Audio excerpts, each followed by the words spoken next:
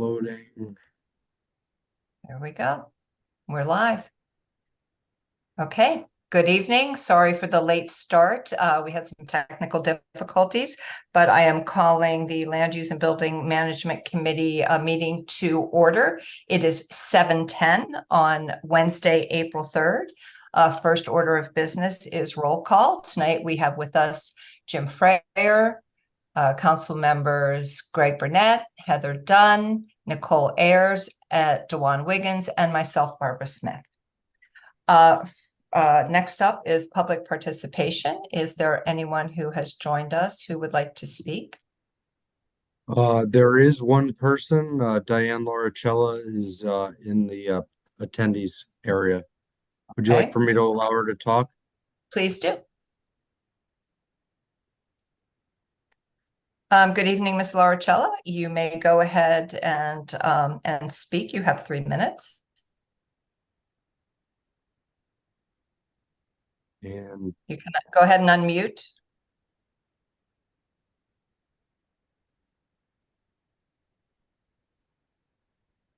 Diane, you can go ahead and unmute yourself.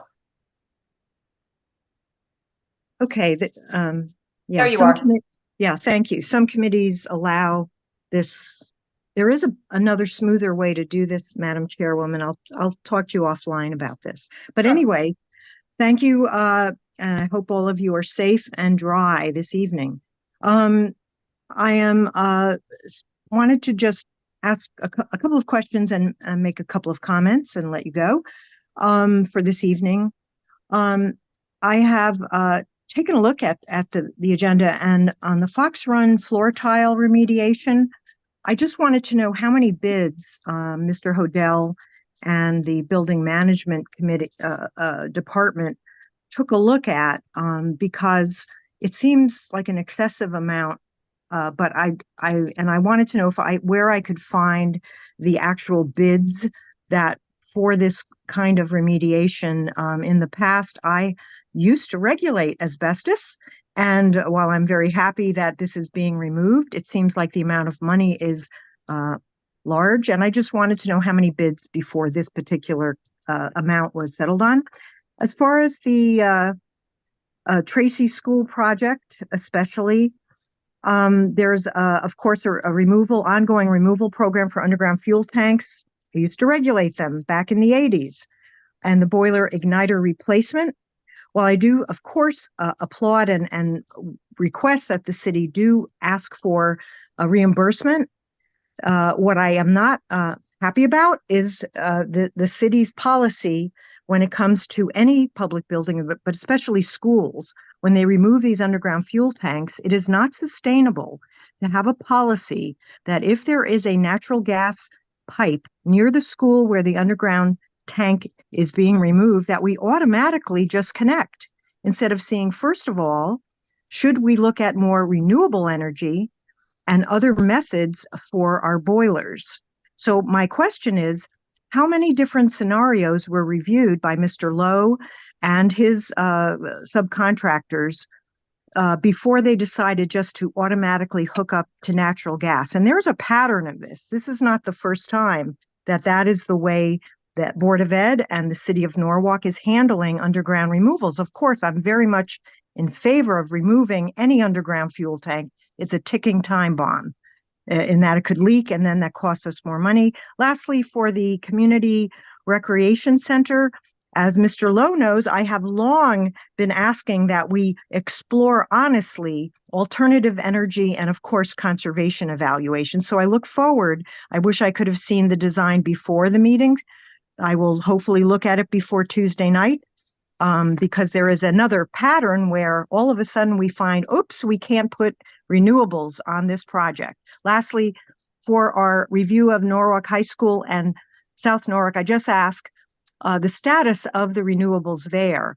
Are the solar plans still intact? I've heard a rumor that there's yet another reason why we may not be able to put as much solar on the South Norwalk School. I hope that's not true. I cannot imagine how it would be Diane, more. you're at almost 3.5 minutes. Okay, I'll wind down. I'm closing right now in less than 30 seconds, Madam Chair. that I don't see how creating electrons and making energy in the short and long run would be more expensive than using electricity from second taxing district. Thank you very much. I hope I listened to some answers tonight and in the future. And you're welcome to call me if you'd like. Thank you. Thanks, Diane. Is there anyone else who would like to speak tonight?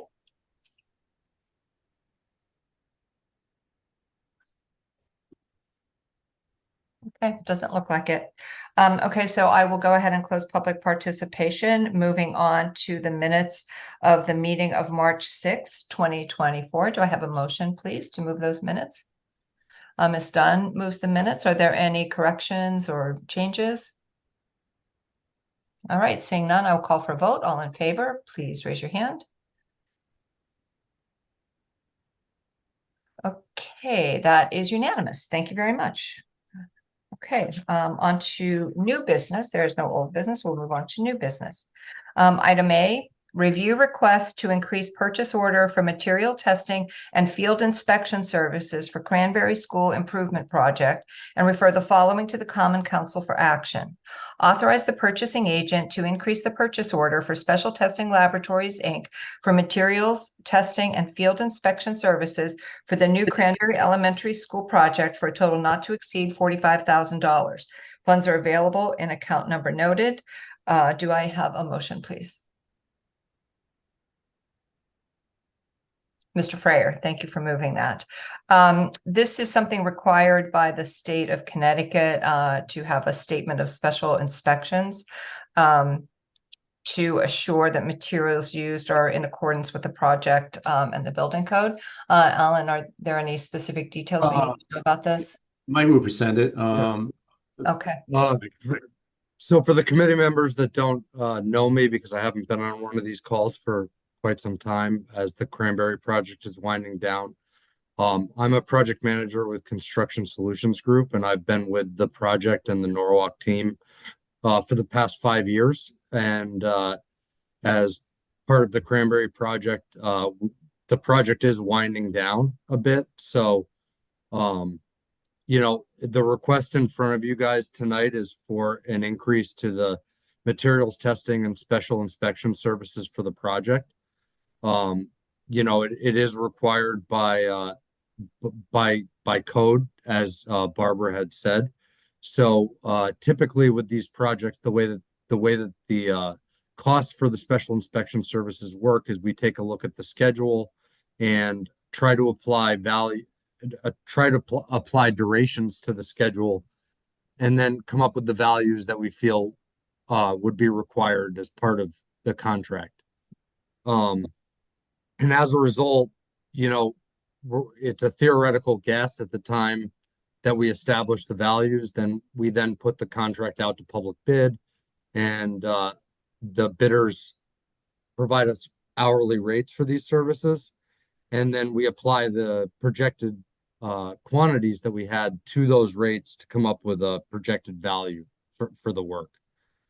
As a result, it's very theoretical from the beginning, but we need to establish a purchase order in order to get this work going. In the case of the Cranberry project, the speed at which the brick was installed and a lot of varying factors with the construction and the projections that we had initially made for the values fell slightly short. And that's why we're looking for a cost increase on this purchase order. Okay. Are there any questions? Mr. Freyer? How much over is the 45,000? It's the original purchase order was for 90,000, and this purchase order will bring that up another 45. That seems like is that a large amount? That seems like a proportionally large amount to be off by that much. So it's extremely difficult to pinpoint exactly how many inspections you need when we actually go out to bid for these services. We literally have a schedule from the contractor and a statement of special inspection that mandates the frequency and the amount of tests that are needed. And in the case of the Cranberry project, one particular quantity that sticks out in my mind is the the cost for the masonry inspections. So in certain cases, the quantity of work that needs to be inspected dictates the amount of inspections that are needed on site. And in the case of the Cranberry project, the masons were installing so much brick at the time that they were on schedule the whole time and were exceeding the schedule at times to try and better the project for the city. And basically, the quantities that were dictated in the statement of special inspections required 5,000 square feet of face brick to be inspected for mortar tests.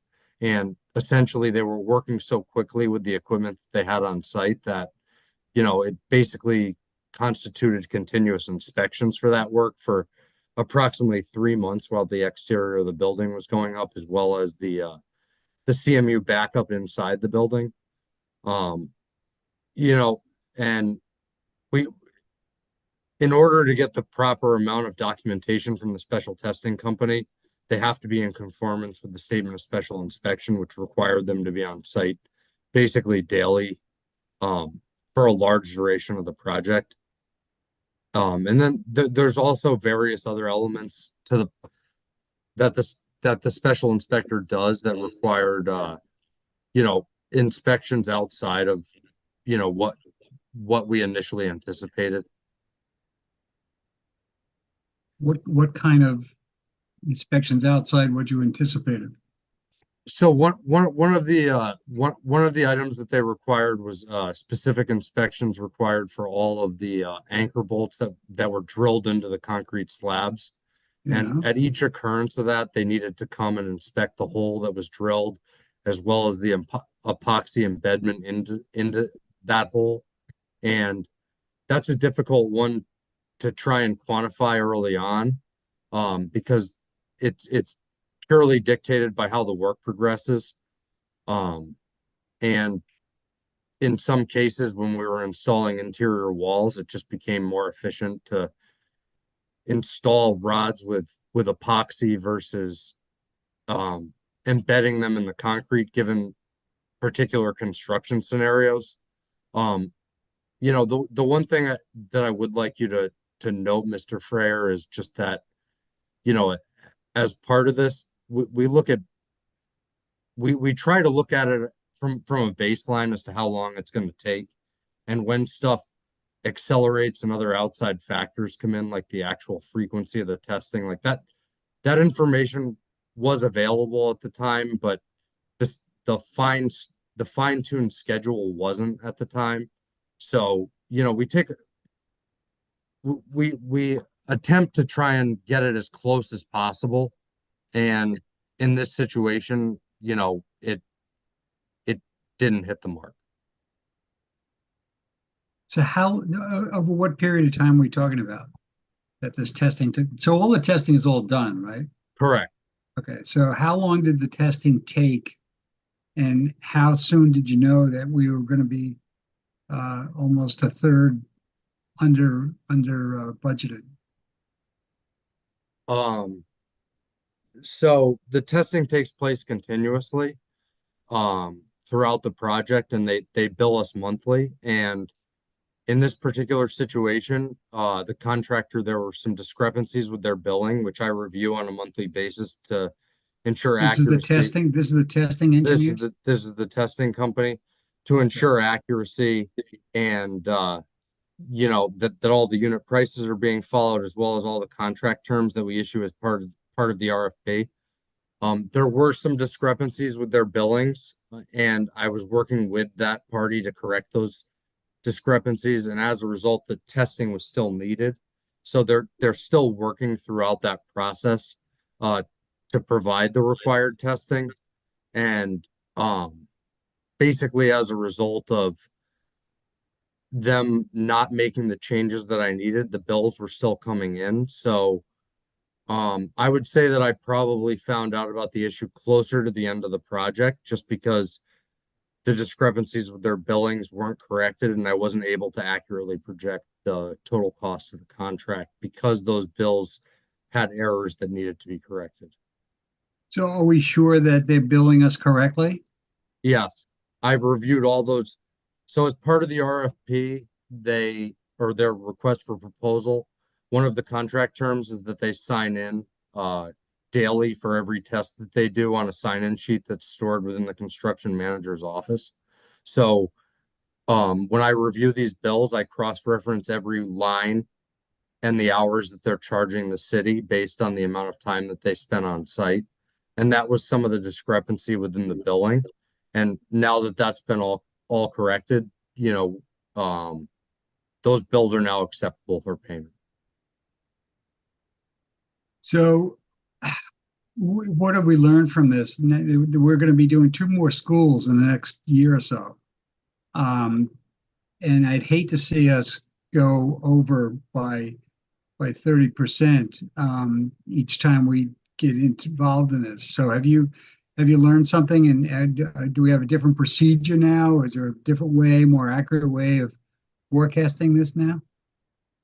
What I will tell you, Mr. Freyer, is since the time that I've been with the city, I've written this would be the third request for proposal that I've written for materials testing, trying to ensure the best possible outcome for the city as far as a price and quality standpoint.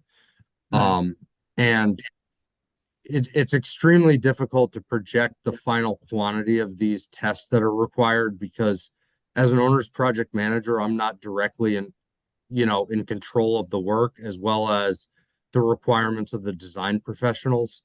So it's really difficult to predict the outcome of one of these proposals when there's a lot of factors. The contractor that you get that may be doing the particular installation that may require the testing, how the rates come back. There's just there's a lot of factors that go into coming up with the projected values.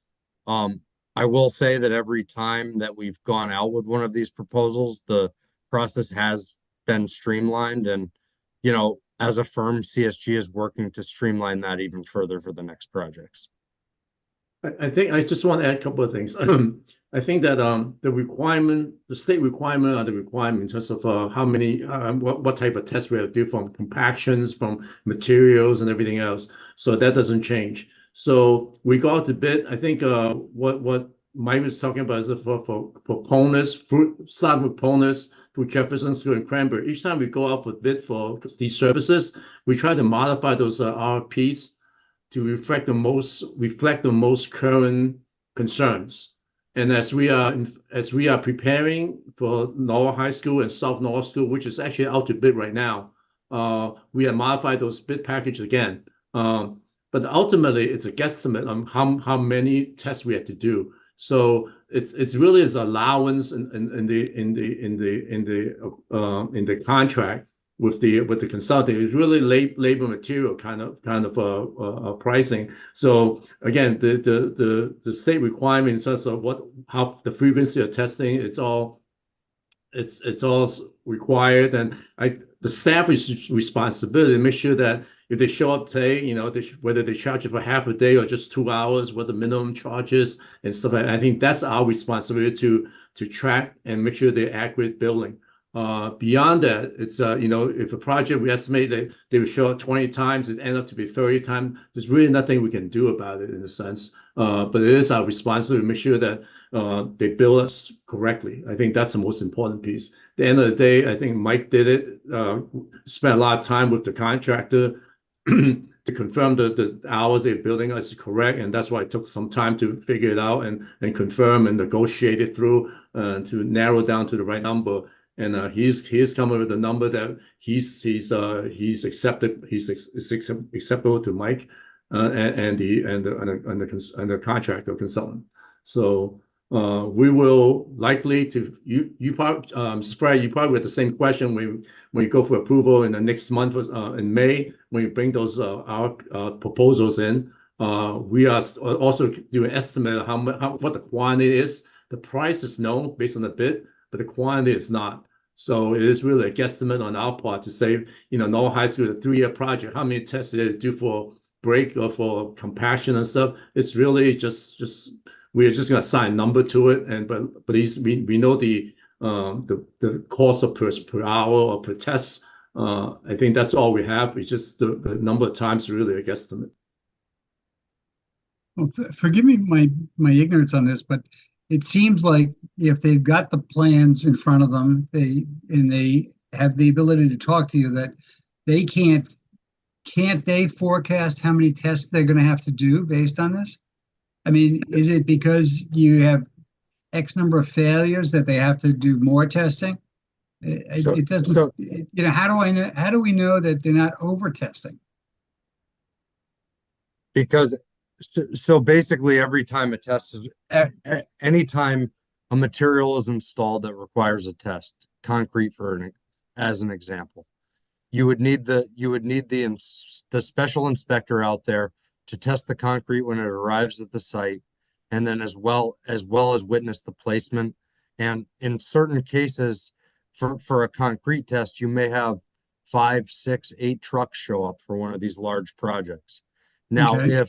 if it ends up being a situation where they can only do 4 trucks and then it ends up being a half day one day because bad weather's expected at the end of the day, that can modify the amount of tests that are needed, as well as the crew sizes and the schedule changes that can impact these projects. So, you know, to Alan's point, it is largely a moving target that's very difficult to determine. If we were to say, I think the important thing is that the testing lab is not in charge of when they come out.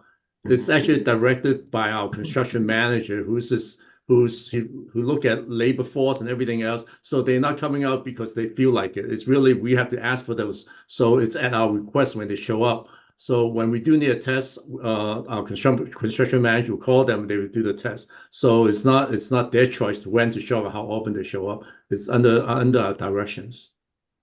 So if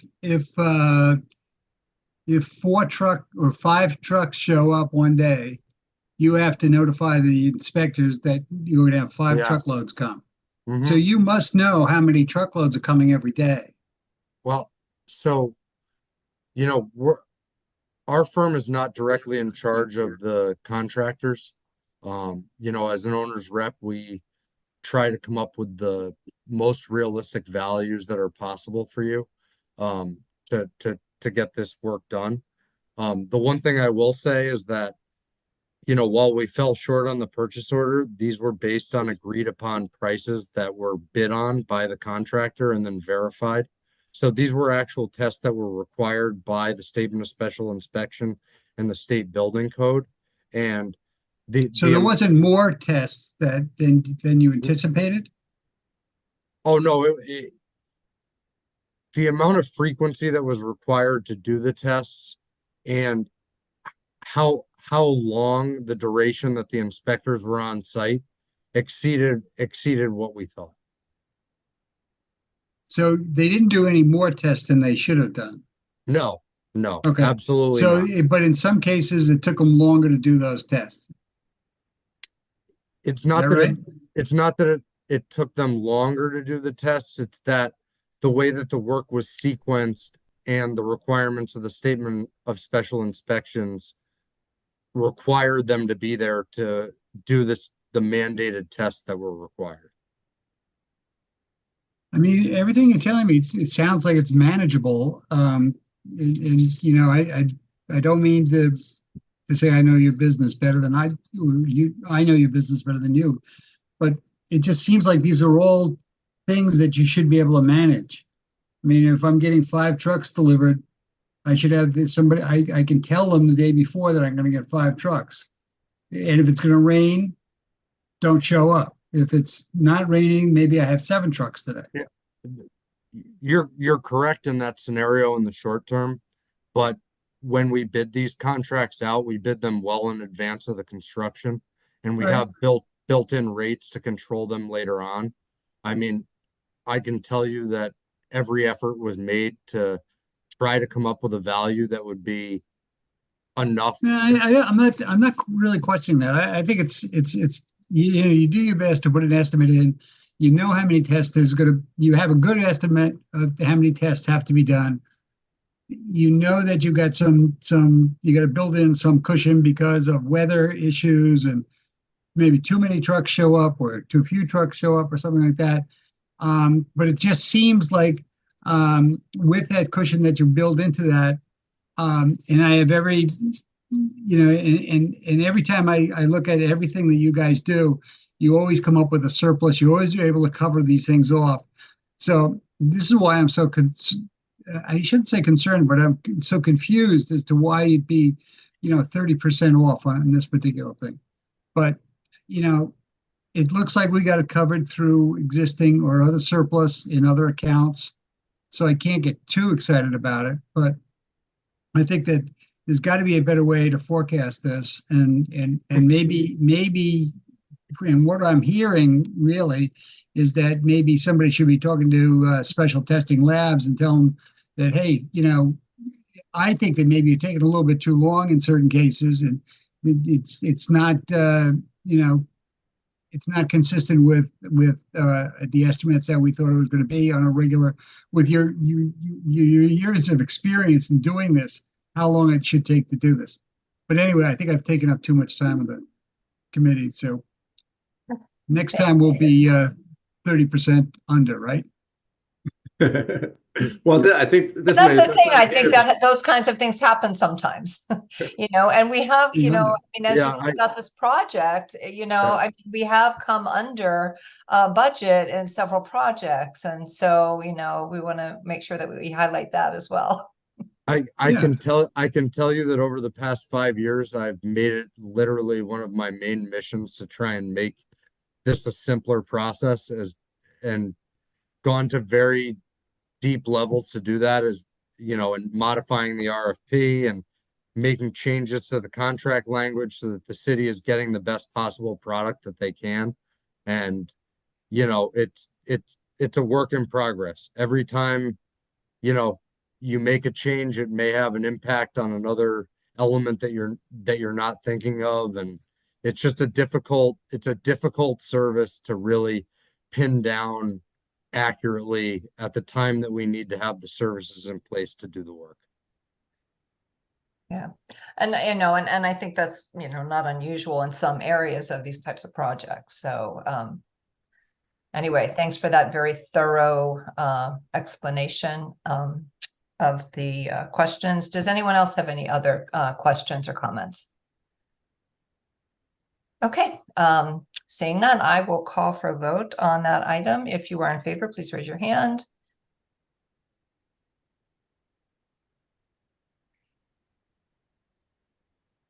Opposed? Oh, Nikki say yes. And Heather, is that you're opposed? Okay, Dewan, did I see you? I'm gonna say. Okay, so that's passes 4 with 1 abstention and a no from Ms. Dunn. Okay, moving on to item B. Review request to apply for state reimbursement for Fox Run School Tile Remediation Project and refer the following to the Common Council for approval. A, resolved that the Norwalk Land Use and Building Management Committee of the Norwalk Common Council is hereby established as the school building committee with regard to the Fox Run Elementary School flooring removal and replacement project. B, resolved that the Norwalk Common Council hereby authorize at least the preparation of schematic drawings, cost estimate, and outline specifications for the Fox Run Elementary School flooring removal and replacement project. And C, resolved that the City of Norwalk Common Council authorizes the City of Norwalk Board of Education to apply to the Commissioner of Administrative Services and to accept or reject a grant for the Fox Run Elementary School flooring removal and replacement project. Will someone move that item, please? Mr. Burnett, thank you very much. This is the ongoing asbestos management program. This will take place during the summer, of course, when children are not in the schools. Bill Hodel is here from the Board of Education to talk about this project. Hey, Bill. Hi, thank you, Madam Chair. So what we have here is the first step in a project. What you'll see on this item and the next two is very repetitive. It's the same language. What that means is we're about to start a project, and there's either 2 categories, a reimbursement or a grant. In this case, it's the reimbursement from the state. And the City of Norwalk currently receives 60% reimbursement. So in order to start the process, we have to file an application. In order to file an application, they want you to get prior approval from your local authority, this case being the Common Council. And there are three categories, as Barbara has written to you or recited. And these categories are simply to establish certain criteria to start the application process. This is a relatively small job in comparison to Norwalk High School. We had to follow the same three categories for Norwalk High School. Again, this is where you kick it off. For Jefferson Elementary School, for Cranberry Elementary School. So in a sense, it's a formality to start these projects, of which I'll be doing in hopefully this coming summer. One is asbestos that Barbara just read to you, and then the other two pertain to oil tanks. To respond to the question earlier, we don't have any bids. So we don't know exactly how much this project is going to cost. We have money that has been requested for this, and we will publicly bid this project and use that pool of money. So we're not there yet. So again, this is a formality to start the project, of which we plan to apply for a grant next week. Okay, thanks. Yeah, this is Sorry. something we Reimbursement, see. not a grant. Thanks, Bill. Yeah, this is something we see come to this committee fairly often. Mr. Burnett, you have a question? Yes, thank you, Madam Chair. My question is, you mentioned that the school, Fox Run, has asbestos, and as they remove the floor tiles, that asbestos will be now floating in the air, and I'm assuming they'll have to button up the entire school to remove that tile.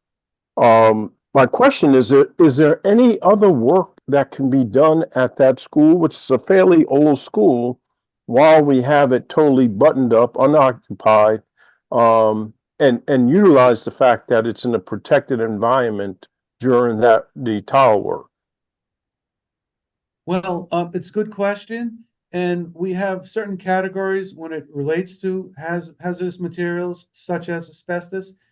And we use the category as friable and non-friable. We have an asbestos management plan that is district-wide, and that is every 3 years it's updated, and it's updated in its completion. And every year there are annual inspections. What that means is they go to the school and they identify the potential troubled areas. What could be friable? Friable means it's airborne, or potential to be airborne. You do not want that. And where do we walk? We walk on the floor tile. So we could potentially scratch that wax surface, that floor finish surface, and get down to the tile. Now, ACM is considered ACM abatement is considered anything above 1%. So if that floor tile is 99% non-asbestos, yet it is 1% asbestos, then it falls into the category for a removal. That's a pretty tight criteria. So to answer your question, what else could be asbestos related that we could abate at the same time? Well, we don't go into those friable areas, such as there could be some pipe insulation that's behind the wall, but that's not being touched. It's non-friable. No one goes near that. So that's considered an abatement at another time. Plus, that means tearing apart walls. That means removing covers that we don't simply have the time to do all of that in one summer. This project here, we are anticipating at this point 2 summers. We're going to do only half the school one summer, and following summer do the second half. We just completed Groton Middle School in 2 summers as well. So to answer your question, this is solely focused on floor tile, and we still have a lot more to do in the district. As a quick follow-up question, how about ceiling tile? Ceiling tile is another issue, and that relates to Wolf Pit Elementary. We also want to address that floor. It's not going to be this summer, but in order to do so, we might have to address the ceiling as well, because we know that that has asbestos-containing material. At Fox Run, there is a small likelihood that that ceiling tile is asbestos-related, but we would not approach that at this time. Otherwise, we would be needing more than 2 summers to do both projects. When you do ceiling tiles, you now have to deal with lighting. You now have to deal with ventilation ducts. So it's not just put a new ceiling in, you're now bringing in new electric lights, and the cost of that is a lot more. So that's why we focus on potential friable areas such as floor tile.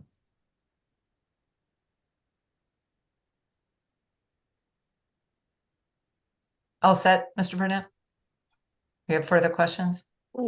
Kind of, sort of. I mean, it just seems like we're missing out on an opportunity where we have the whole school buttoned up, that we don't have a more defined plan as to how we can move these remediations along in a more efficient manner than, we button it up this summer, just do the floors. We button it up again next summer. We do the rest of the floors. We button it up in the third year to do the ceiling. And that might take 2 summers. So we're like 4 years into buttoning up the school for the entire summer, working on asbestos repairs. Why can't we have a more inclusive project to do it all in 2 summers and move on?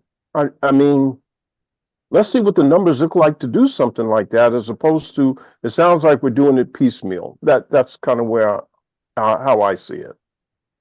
Can I just kind of piggyback on that? And, just, from having been in a school that was having asbestos abatement done on the floor tile a number of years ago, I think my understanding, Bill, correct me if I'm wrong, is that, you're not going to disturb asbestos unless it needs to be disturbed. So like with the floor tiles, for example, that, there's a great deal of wear and tear on the floor tiles. They start to chip, they start to break. And then, asbestos is released and it must be remediated. Whereas, like you're bringing up the pipes or possibly the ceilings, there's not as much disturbance. And so am I correct in that's how you're going about this? Absolutely. And let me give you another example. Just over winter break, I guess in February, we had an emergency asbestos abatement in one classroom at Nathan Hale. It became so loose, and it was reported in January. We went to inspect it, and we would normally, tape it down, which is what we did do. Mhm. But we had a plan of action. We're going to take winter break and abate that entire room, which we did, and the benefit of the school being closed. So yeah, we focus on floor tile because the ceiling tiles are not in the general area, and they're not being touched. And again, we don't focus on testing that right away. Floor tiles, absolutely. Mr. Fryer. I'm sorry, Mr. Burnett, were you finished? Okay. I'm still not convinced that, and I go along with what Mr. Burnett just was talking about. It would seem to me that if you've got 2 areas, that why couldn't, is it because we don't have a contractor that can bring that many people in? I just don't understand. I'm just befuddled that you can't just expand the scope of that abatement in multiple areas when the school is closed for the entire summer. What's the holdup on it? Is it just because we can't get enough people in there, or the contractors won't do that big a job? It's just you're just multiplying the size of the job. That's all, really.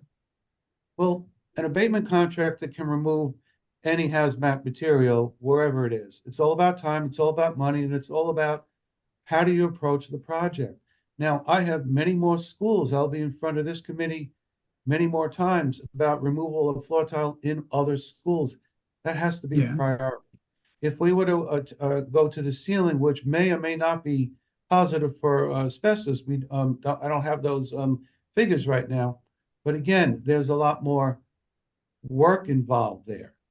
Electrical fixtures have to come down. They Right. would go back. There would have to be new ones that would go back. Ventilation ducts would have to come down. They would have to be replaced also. Right. I am dealing with a handful of trades just to rebuild the space, by where it is one contractor who would abate the space, but more contractors to rebuild the space. Right, And that but is time consuming. It's inevitable that you're going to have to spend that money anyway.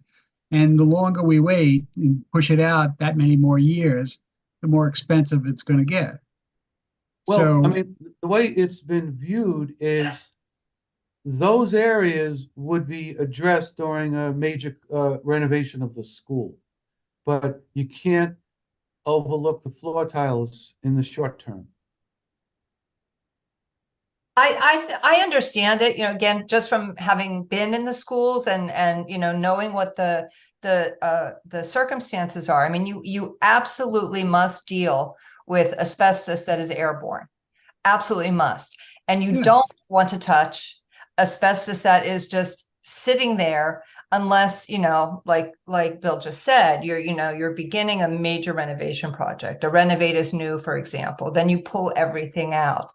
But I understand it, and I think maybe that's because I've been in the schools and have lived it.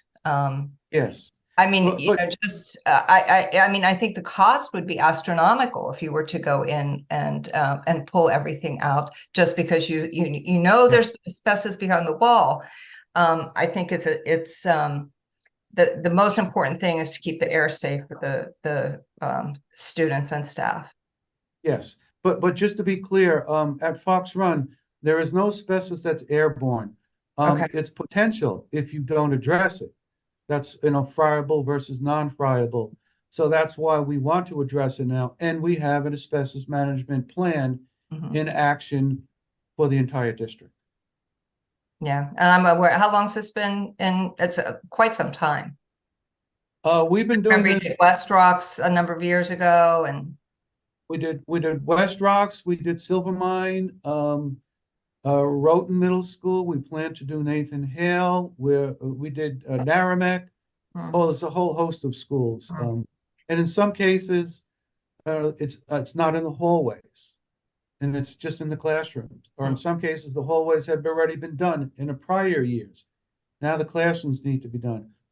When you do a hallway versus a classroom, the classrooms are a lot more involved. And that being, they have to be emptied. You don't need to empty a hallway, it's already empty. And then you need to take books and shelves apart just to do the abatement. okay. Mr. Burnett, you have something else? Yes, thank you, Madam Chair. I mean, I would like to see the plan. I would like to see the full plan. We don't have Fox Run teed up in the pipeline anytime in the near future that I'm aware of for a full renovation. Is that correct? I believe they're in tier one. Yeah, let me answer that question. Fox Run, we have discussion about Fox Run being a brand new construction a number of years from now, potentially up to 10 years from now. So in the long term, we have discussions as part of the 25-year plan and want the school to be completely build a new school similar to Cranberry. The property is big enough that potentially we can put a new building on the field itself, but we don't have a specific date yet. It's really, we have to look at the overall of the city ability to finance a project such as that one. It's going to be over, making it up here, it's going to be over $60 million to do a new building for that, for a new school for that project. So to answer your question, yes, there's discussion, but the plan hasn't been developed yet. Yeah, I think that's a tier one school in the hierarchy of the priority.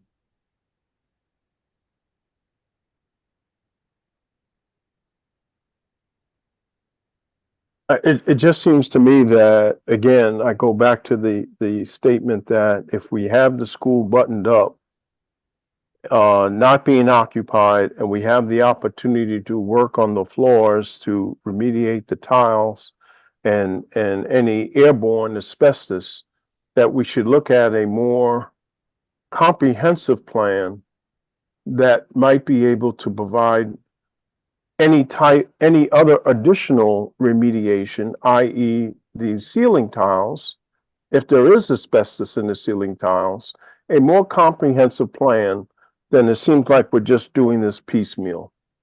And in the long run, I think it can save the city money, as opposed to doing these plans one summer after one summer after one summer.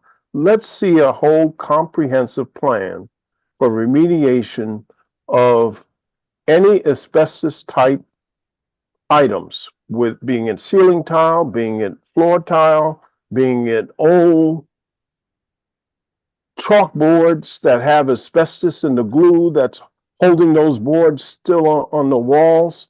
Let's see a comprehensive plan and see if, when we button up the school, can we take care of this? What is the dollar amount to take care of all these things? We don't have that right now. We're piecemealing it. And I think in the long run, we can save the city money when we see a comprehensive plan. That's where I'm at. You know, Bill, maybe, you know, there is a comprehensive plan that you know, the NPS does have, that is something you can share with us in an upcoming meeting. Well, there is some inspections that were made, but to put dollar signs to that, it would just delay this whole summer. And you know, the approval process that would be needed for that, I would probably have to put this job on hold. So we have, you know, we have a time issue here. I mean, and remember, what we're doing here is we are, you know, establishing this committee as the school building committee, and, you know, which is to allow for the application for the reimbursement. So that's what we're voting on tonight. Yes. Yeah. So, Ms. Dunn. I had a question. So the reimbursement from the state that we're applying for, what's the percentage of reimbursement for that? And so I had a couple questions. And is this so timely that if we don't get approval for reimbursement, are we going ahead to do it anyway? Or can it, you know, put off until we do get approved for reimbursement? So that's my first question. My second question is, are there any impacts to, I assume they're going to be tenting or for the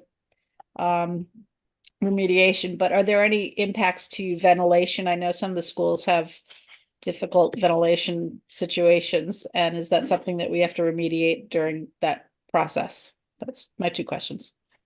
So the first question is, currently the city of Norwalk receives 60% reimbursement.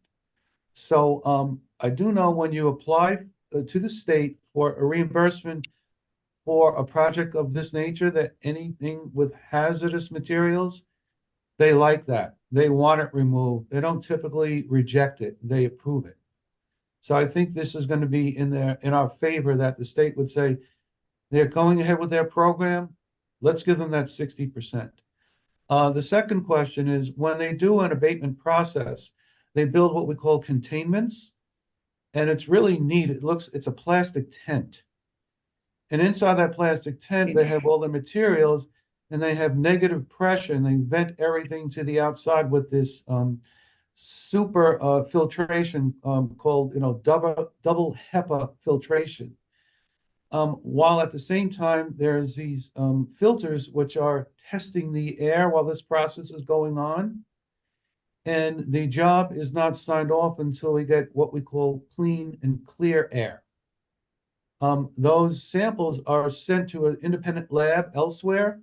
They come back within 24 hours, whether they are asbestos-free or slightly little asbestos left that you need to go back and touch up a few areas. But by and large, all of that is tested by a third-party laboratory, and it's monitored and sent to the state for record keeping. So there are no issues with ventilation. In fact, you know, it's the old saying, if let's say a kid got sick in a classroom and he vomited, and we cleaned that desk, right? We would scrub that desk. You would come in the next day, that desk would be cleaner than that desk next to it. When you do an abatement job, the air in the school is clearer. And we have the facts and the testing data to show that.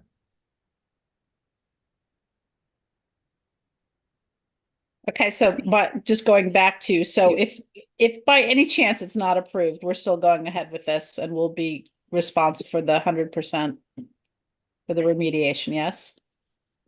Because In if we're that doing this case- summer, we have to kind of agree to it before, I don't know when the grant would come into effect. What's the timeline, I guess, is my question. Well, we would know, we would certainly know probably by, end of May. We'll get an answer from the state. And again, they like these projects. And then you'd want to get in there as soon as the school ends. Yes. Yeah, That- there's coming two more. One is that we got to get pricing for the work, and also we have to go for common council approval to authorize to execute a contracts for this. Okay. So Yeah, so we'd be back to this committee, yes. may I make a suggestion? I think it's the best interest of the city to approve this because we get reimbursement. I think the question that raised about overall plan and stuff, I think maybe we should maybe schedule another another meeting, maybe either in May or June, that we will sit down with Bill to discuss, to kind of look at a potential plan, what that looks like and what's the strategy behind it, so that we don't hold this up in the sense that it is important that we get 60% reimbursement for this work.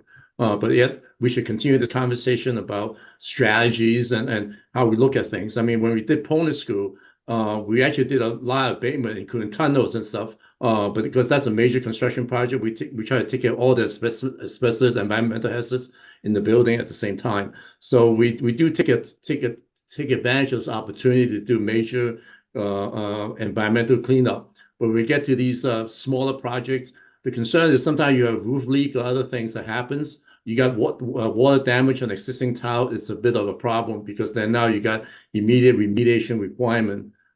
Just one last thing, like on a Narrow School a few years ago, we did addition and we bring utility through the building. So we took advantage of the situation and did all the hallways because we bring duct and piping in the hallway anyway. We had to remove the ceiling. So we did all the abatements and we did the ceiling tile, new lighting, and then the floor tile. So at that point, we didn't do the classroom, we did the hallway. But I think that was a $4 million project, whatever, this kind of thing. So actually more than that, but anyway, so we took that opportunity to actually redo the hallway. So the cost of the new ceiling tiles and lighting and all stuff, we actually get reimbursement for it. So we try to capture the opportunity to do more. So there is a little bit of strategy, but I think overall district-wise, a different discussion. But we do, again, when we doing things, we try to capture as much as abatement as possible. Thank you, Alan. This is still something we're paying for up front and then waiting to be reimbursed for when it's done, right? Okay. Mr. Burnett again? Yes, thank you, Madam Chair. And Mr. Lowe read my mind because I was on that project at Narrow-Meck, and it was more than 4 million because we also did the addition of the classrooms on the backside of the school. But we utilized the opportunity when we were doing that work, when we had the school buttoned up, again, to do the floors, to do the ceiling tiles. We had a comprehensive plan and it worked out well. And I support Mr. Lowe's suggestion that we have a separate meeting, but I would suggest, I will be voting in support of this. However, I would request that we add as an open item to the agenda to see a more comprehensive plan for this school. And it remain as an open item on the agenda until we see that comprehensive plan. So that would be my request. So can you clarify for me what exactly you mean by an open item on the agenda? So in other words, you want to see it monthly on the agenda? Until we see that comprehensive plan, yes. A discussion on asbestos. Under old business. This Okay. this would be an ongoing item until we see that comprehensive plan so that we don't lose sight of what we're asking for. Okay, thank you. Mr. Freyer. Yeah, I agree with Mr. Burnett. I think that Do we have any idea how much this project would cost as is? We believe this will be the $600 to $700,000 range, and maybe a little higher. Don't forget what you remove, you have to replace, so it also includes new floor tile. So how much? It'd be probably a What's little the over cost? 700. What would the cost of this be? So we're gonna get reimbursed 60%. I'd like to know how much is it gonna cost the city? All right, so if this is $700,000, 60% of that, I'm not too good at math. That would be It's supposed to say $280,000 $180,000. $280,000 for 2 years. over I mean, 2 years. Over Oh, 2 for years. Over 2 years. Years. I'm sorry, I don't mean to. Let me sorry if I interrupt you a little bit. I think we all have to understand a little bit that for abatement work, we only have the summer isn't like really 2 months. It's by the time school ends at like let's say June 30th, June 20 something, right? So you gotta get up, mobilize and stuff like that. And we had to finish the project like early August. So we'll have a month and a half to do this type of work. So when you're doing a floor tile, it's basically a abatement contractor comes in, put containment up, do all the remediation and stuff like that. Let's say it takes 2 weeks to do. And then the flooring guy has to come in and put new flooring down. So that's only like basically 2 trade contractor, abatement contractor, the new flooring guy. But still, at the same time, you got to move all the furniture out and blah, blah, blah, blah. So there's a whole bunch of stuff that we need to do in a month and a half or so, right? Right. The challenge is when you incorporate ceiling work into it. Now you got a carpentry trade, right? To add it to it, you got sequencing work, electrician and stuff. It's just more complicated. So floor tile is a simple one that we get rid of asbestos. And a lot of time when you do have like bathroom flooding and stuff like that, the floor tile pops up. That's usually the issue. And so that's why I think Bill is looking to tackle that when they have opportunity. It's a quick kind of work. Nothing is cheap, especially when you're competing in a market that everybody in the school system, all the school system does abatement in summertime. So the price is always high because contractors, there's so many contractors at the same time, they're all working for schools at the summertime. So, if anything we can do better, is actually get these projects to the common council earlier so that we can bid these out earlier. So hopefully we capture people, pricing early than in May or June because people are booked up already, generally speaking. So I think if anything we can do better is actually get these approval, let's say in December or something like that, and go to bid in January, February, so line the work up better and get better pricing. But when you do it kind of last minute, it's really hard to get competitive pricing. So I think there's a lot more conversation. There's more than asbestos. There's other things that we want to talk about. But I think have a really kind of in-depth conversation at a different time when there's a shorter agenda. I think we can kind of get really into like, what are the issues, how we can manage it. I think there's a lot more conversation. I agree very. It's a very complicated issue. Can the city afford it? We can ask for all the plans in the world, but at the same time, it's like, recognize the city's financial situation. It's not that we're ignoring it, but we can tackle for 200,000, 400,000. We can take care of some stuff. It's better to expedite those and get it moving than just waiting for a bigger project that costs $2 million. It's another big chunk to deal with. So again, I think I said too much, but I think that it's a good idea to sit back a month from now or 2 months from now that we actually get into this kind of very constructive kind of discussion. Thank you. Yeah, I agree with you 100%. I just was curious as to how much money we were just talking about here because we've been spending a lot of time on it. But I certainly agree with Mr. Burnett. I think that we ought to just table this item right now until we get some numbers and find out what it's going to cost and whether it can be done all in one shot as opposed to doing it in 2 summers instead of 1 summer. So let's get that information and make a decision. I'm sorry, I'm not sure we're going to. Does that impact our grant though? The ability to apply for a grant? Or You mean reimbursement? tonight? No, tonight, what we're voting on is, is establishing this committee as the school building committee and allowing for NPS to apply for the grant. That's what we're voting on. So Just we're to, voting just, on- just to be clear, I did not indicate to table this item. I said I was No, I supporting didn't mean to yes, table the item. No, Right, I got that. but yeah, Yeah, all okay. set. There was a bad terminology. I didn't mean to say table it. We want to move forward, but I think that we want to get A out of the way, and then B, we need more information. B and C, we need more information. Moving forward, you mean? Yes. Because we're voting on all three together tonight.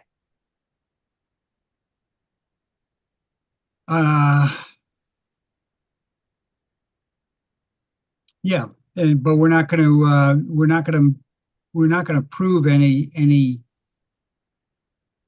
We are not going to improve going forward with any expenditures until we get those numbers, which would come from B and C. Right. What we would do is, once you approve this, give us the ability to apply for the grant. That's all it does. At the same time is that Board of Education will go out to put the package together, construction bid package together, go out to bid and get the pricing back. It will come back to this committee within a month or two before the summer starts to approve the bids and go. But what are we gonna go to this? But don't we have to decide whether it's going to be done in one summer or is it going to be over 2 years? I think that's what we're talking about. We will decide that once I have a little more information and we hire an environmental consultant. That's when we'll be able to establish one summer versus two. So again, this is just. We're not deciding that. We're first not step. voting on it tonight. That is correct. We're voting on, can we apply for an application for a grant, for a reimbursement? Okay. Okay, are we all set? Ready to vote? Well, do we have to put in these that we will decide on the scope of It's the gonna come work? back to us. It is gonna come back to us to vote on, Jim, so I think we can talk about that at that time. Okay. Okay. Okay, so again, we're voting on the committee and allowing for the application. So all in favor, please signify by raising your hand. Okay, that is unanimous. Okay, thank you very much. All right, moving on to item C. Review request to apply for the state reimbursement for Brookside School underground tank removal project and refer the following to the Common Council for action.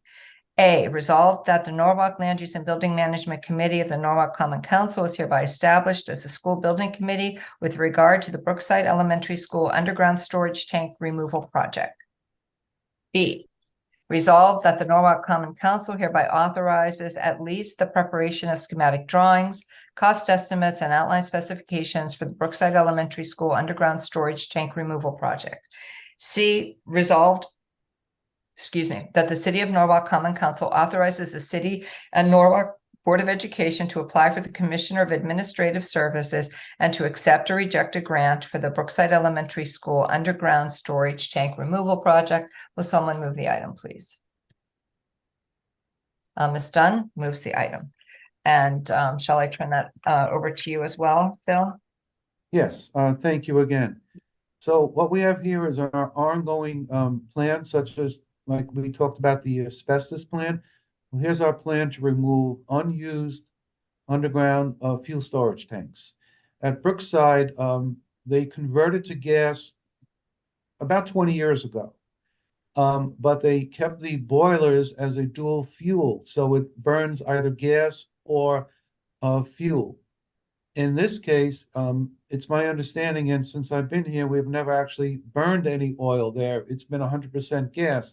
The way it works is you have to, when you drop into the real low temperatures, like single digits, for a long period of time, your burner would automatically switch over from gas to oil because there's a big need for gas in other areas. Lately, in our climate, we really don't hit those single digits. So we've been burning gas rather, for the most of the 20 years. Additionally, the tank is over 30 years old and it must be removed.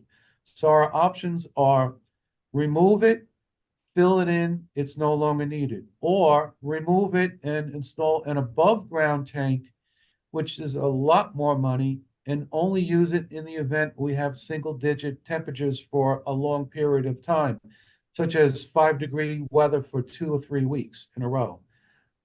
We believe it's best served to remove this tank. It's over 30 years. It's about 32 or so. And there will be no need to use oil at this location. So what we have here is a removal only.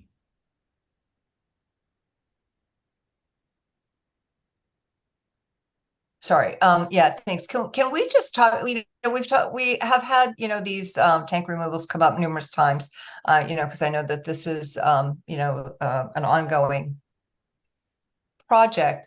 And we have become aware in the last year or two that, gas, natural gas is not as good for the environment as possible. Ms. Larcella brought it up. We have talked about the reason for that, though. And so I think it's worth revisiting why we continue to use gas.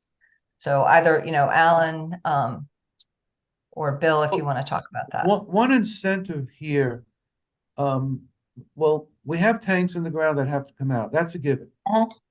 In the case where we removed 8 of them over the past couple of years. In the case at Rowayton, we were unable to get gas there. Eversource wanted $850,000 to run it under or over, I forget, the tracks on Highland Avenue to get gas to that location. So that was a no-brainer. We just did not go with that option, and we removed the underground tank and installed an above-ground tank. The same was true at Silvermine because Eversource wanted $1.2 million to run gas under the Merritt Parkway. That was a no-brainer. The other schools, there was gas in close proximity at Rowton, Naramek, Wolf Pit, and Fox Run, and Eversource installed that infrastructure at no cost. So that was the incentive there.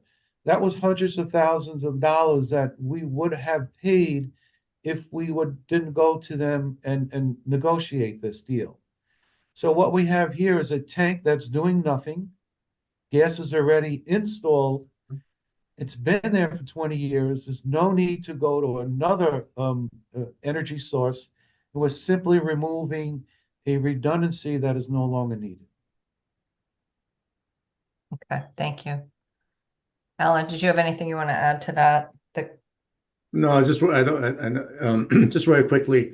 One of the reasons why back in the 2000s or so, there's interest in installing dual fuel burners for boilers.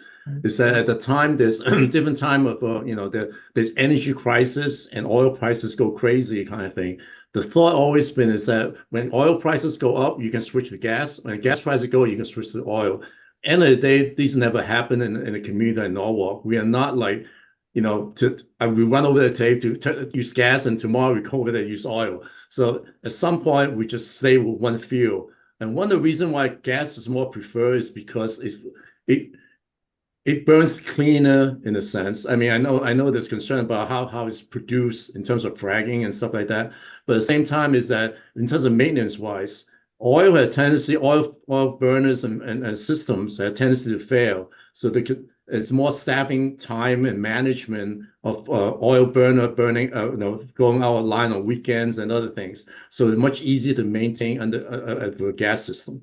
So I just want a little bit of history of why we have dual fuel burners. Is because the thought is cost savings because we can switch from one energy source to another one very easily, but we never do it.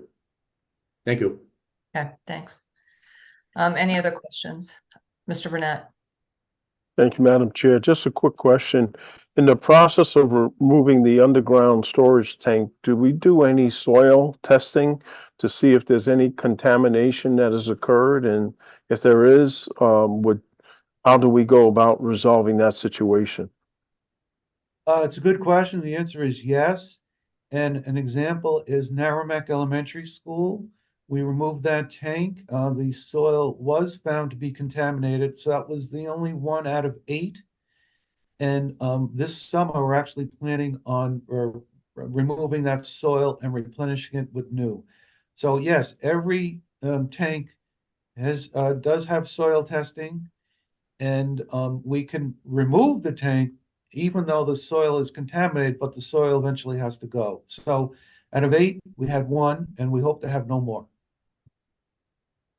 Just to be clear, that soil was contaminated for quite a number of years, what we found out. So it wasn't a result of the removal of that tank where it actually had a spill or anything. So there was a historical leak in Narragansett for quite a number of years.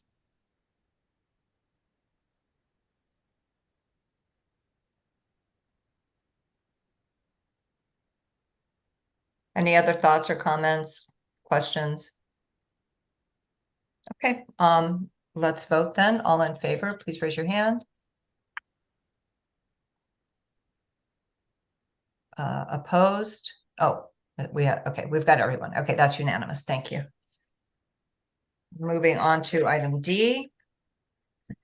Review request to apply for state reimbursement for Tracy School underground fuel tank removal project and refer the following to the Common Council for action. A, resolved that the Norwalk Land Use and Building Management Committee of the Norwalk Common Council is hereby established as a school building committee with regard to the Tracy Elementary School underground storage tank removal and boiler igniter replacement project.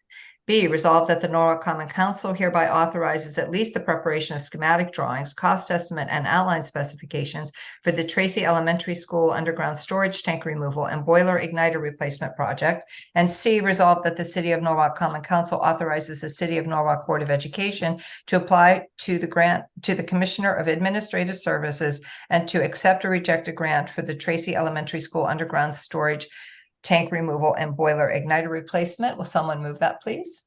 Mr. Burnett moves it. Want to tell us the specifics about the Tracy tank, Bill? Yes, thank you again, Madam Chair. So here we have a very similar situation as Brookside. We have a tank, again, it's 30-year vintage. It does not, the current boiler does not consume gas like at Brookside. However, Eversource already ran the gas line to the front of the building. So it just has to be tapped in. So here we are removing the tank, filling that ground in, and we're hooking up the gas we're removing the oil burner from the existing boiler, replacing it with a gas burner, just like we did to 4 schools in the past 2 years. So we're following this program that we put into place. The only difference between Brookside and Tracy is Tracy has an added feature where we need to convert the oil burner to a gas burner. So it's the same process, only a little more involved because it involves boiler work. Okay, thanks. Questions or comments? All righty, let's go ahead and vote. All in favor, please raise your hand.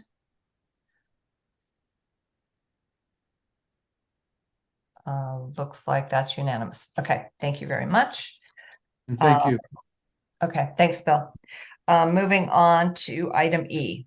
Review design for the proposed Norwalk Community Recreation Center and alternative energy conservation evaluation and recommendations, design and presentation to be available at the meeting. That's not an action item. I don't have to have anybody move that, right? No. Okay. All right. So Let me, turn I'm it over sorry. to you, Alan. Yeah, let me do a quick intro. As everyone knows, this is a project we've been working on for a while, and we have hired the architect, we have hired the construction manager, and we are in the design development phase, and we are scheduled to go out to bid in September, going through the bidding process in October, November, come to Common Council for approval and execute a contract before the end of the year. It's essential that we do this because part of the money for this project, about $5 million worth, and this guy is from ARPA funding. Well, we have to have a commitment on funding in terms of expenditure before the end of the year. So with that, tonight we have two people. There's 2 things that we want to look at. One is design, programming and design. The other piece is the energy piece. For every building that we do, major renovation project, we have directed the design team, the engineering side of the design team, to provide a comprehensive understanding of potential energy source and options available in mechanical system to be as energy efficient as possible, and also as to capture as green energy where possible. So all that we are prepared to talk about this tonight. And also Robert Stoller from the Director of Recreation Park is here to in case you have any question about programming side. So with that, I want to have Amanda from Silver Petrosellis firm to go through building program and design options that we're looking at. And we have also two there's multiple facade that we looked at, but there's two that we are bringing to this committee for your comments and suggestions. With that, Amanda, please. Okay, I just want to make sure that everyone is currently seeing a floor plan on their screen. Yes. Okay, perfect. So thank you for having us tonight, and I'll try and get through quickly because I know you've got more agenda items to go through. I'm going to quickly run through the existing floor plan just so you can get an understanding of the building type that we're in right now. I have some proposed plans, general layout of the site. As Alan mentioned, we do have two conceptual renderings, and then I'm going to pass it over to my counterpart, Ken Eldridge, who is our chief mechanical engineer, who can now talk about sustainability. If you have any questions along the way, don't hesitate to ask. And if I talk too fast, just tell me to slow down. So I'm going to zoom in and just to give you a sense of the existing floor plan. So this is Main Street, and the front entry of the building is right off of Main Street. To the right of the building, we have a private residence. To the left, we have a church. And on the rear of the property, we are abutting Bryant Park. The existing building, it's an old brick building from the 80s, and its past use was an office building. So you can see on the first floor, the entrance to the building is kind of tucked in and recessed, and it's not very evident. And the space is really broken up into a lot of small office spaces. One of the nice features of the existing building is there is an atrium space. So on the first floor, you can look up to the second floor, and there is a nice window above it. And the other thing to note mainly is that the back end of the building is at a slightly higher elevation. So you will see that there are some existing stairs that get you into this existing multi-purpose room. There is a ramp on the back side for accessibility. The second floor is pretty much more of the same. It's a lot of just very small broken up spaces. So in terms of the building on the site, again, this is just Main Street. We have an existing driveway to the back parking area in Ryan Park. And the main thing that we're doing on this building is converting it for community center use. The existing building is this rectangular box here. And what we are projecting to do, in addition to reorganizing the spaces inside, is we are looking to do a gymnasium addition, which includes a small atrium space or access corridor that then connects the new gymnasium to the existing building. So if I go on to the proposed first floor plan. So when you come into the building, we are proposing to open up the entryway a little bit more and make the entrance more evident. We are expanding this airlock or security vestibule, and that's mainly so that anyone coming into the building kind of gets stuck in this little man trap and can then talk to someone in the recs department and just make sure that they're supposed to be there, what they're checking in for, before they then proceed on into the rest of the facility. So there will be a roll gate or a sliding window here that someone will check in before entering. Immediately off of that, we have the rec department. So that includes the greeter desk, as well as some open workstations for administrative staff, one private office, a combined break and file room, as well as a single toilet. Across the hallway, part of this project does include 2,000 square feet that will be dedicated to the YMCA. This is just a loose floor plan and is not an approved plan of how they could potentially lay out their space. They do have their own private toilet room, a small reception, And the programs that they've talked to date were the STEM program and an esports room. So we've just shown them what that could potentially look like, but essentially we are giving them that 2,000 square feet. As you come out, there is an existing corridor that then exits you out to the side of the building, and down this corridor, it's really more back of house space. So there's the elevator, the machine room, a storage space, and then stairs that get you up to the upper level.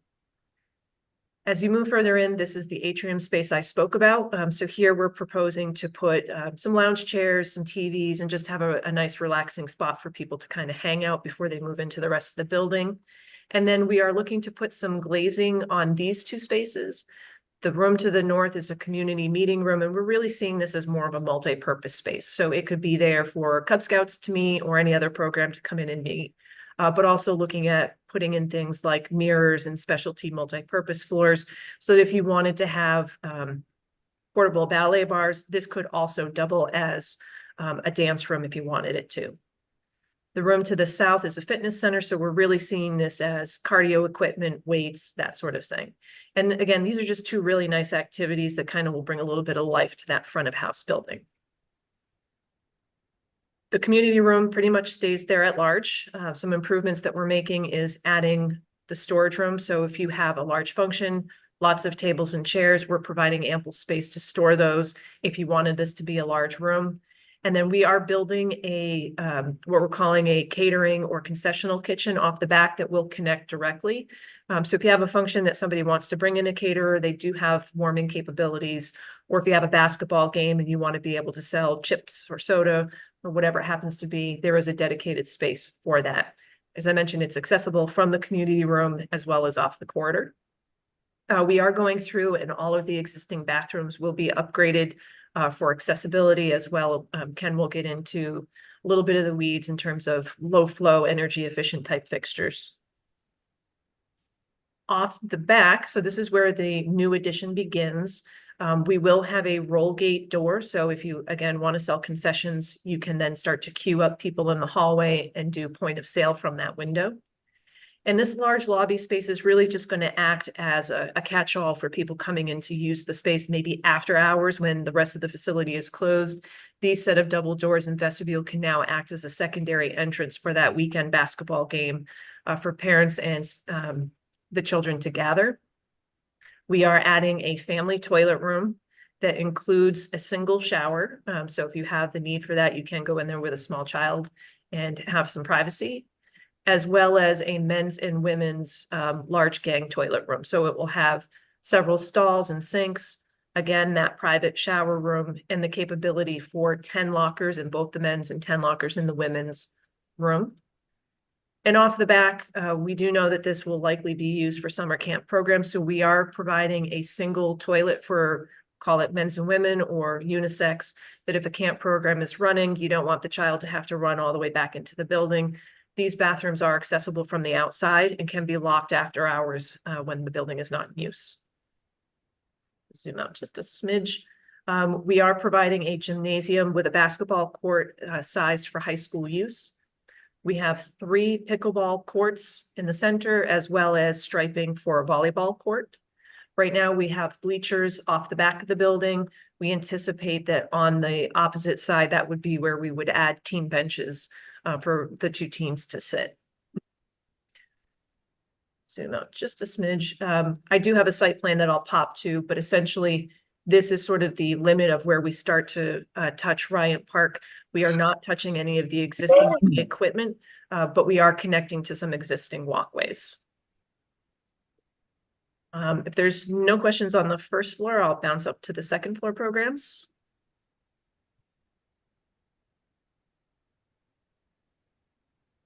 I did have a question. Sure. Or suggestion going back to the court area. And this is a kind of a pipe dream, but is there enough space to at least provide let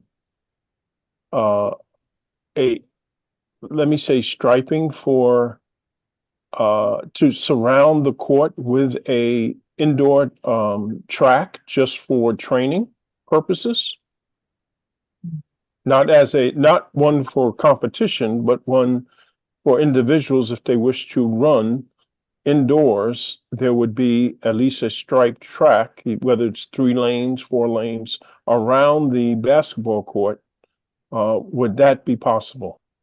I think that's something we can definitely look at. Right now, what you're seeing is this sort of dark outline around the whole court is the extent requirement of the basketball, sort of what they recommend past the actual striping line.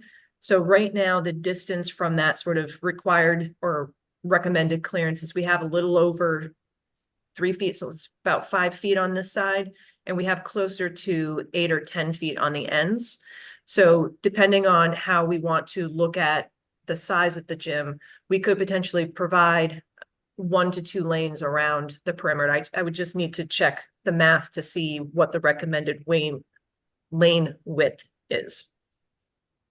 I think the basketball the basketball line is about 95 feet basketball court. Yep. So you're talking about probably 120 feet from one end to the other end. It's not that big. Yeah, mean- I think this is Robert. I think if we consider that, we might be able to get 1 lane, but it's something we need to talk about. We haven't really thought about it, Greg, but we'll put, I think we can consider how much we can do with that.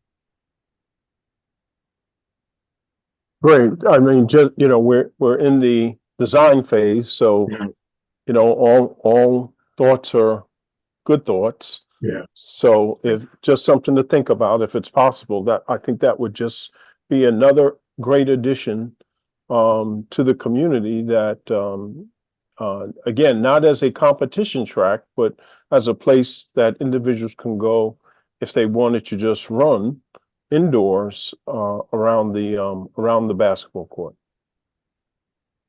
I have a question, which another council member who's watching is just bringing my attention to. Will any of the rooms be sensory friendly? Has anyone given any thought to that for kids who have autism or ADHD? I would say we have not gotten into that level of detail yet, but that's definite feedback that we can plan for. Right now, our goal has been identifying the spaces that are needed. Our next phase, once we get past this into the design development, will be to start talking about the finishes, the materials that are going in there, and making sure that we are catering to all age groups and all sensitivities. Beautiful. Thank you. Yeah, absolutely. Ms. Sayers. Thank you, Madam Chair. Good evening, all. Quick question about more, I guess, the exterior. As someone who runs summer program and who has run some summer program in that building and other buildings throughout the city, is there any possible way that you can put I'm saying sprickets, but like outside connections for water or some type of I know the area, so I don't want to say sinks, but some type of connection so that you can bring activities outside and not have to come in and out the building, particularly when running summer programming? I think we can definitely consider that. Again, that's probably those details that we're going to get into the next phase. So hearing these sort of requests is very helpful. Okay, and I just so that what is trending now, which has always been, but really has been heightened lately, and any OST time, out of school time, is that indoor outdoor seamlessness. Even in some of the I just went to a conference in Texas, they have like the removable wall so that it could be like almost the basketball court could be indoor, outdoor, or some way that it's a retractable something so that, you could technically put more chairs because of the indoor, outdoor theme. So just wanted to add that to the thinking and the planning of the overall building. Thank you. I think the water I think the availability of water can be easily accomplished with, especially those 2 outdoor accessible bathroom, and there's a wet wall there, so we can potentially put on the backside of those walls, right around there. Yeah. They are. I'm sorry. They already have they have 2 fountains out there already. Yeah. But if there was any more capacity needed, I think we could look at that and see how it may be more conducive to summer camps, because we are going to run summer camps out of the facility, and the indoor outdoor relationship. We're trying to develop that in this plan. And definitely, like, if you could do like and I know everything's based on cost, but we saw these beautiful schematics, like this solid wall that you have at the end of the gym. You know, either if that's like a retractable wall, that would be a cool feature to bring indoor outdoor space. But I'll let you guys design to the best of our suggestions. Thanks, Nicole. Thank you. Ms. Dunn.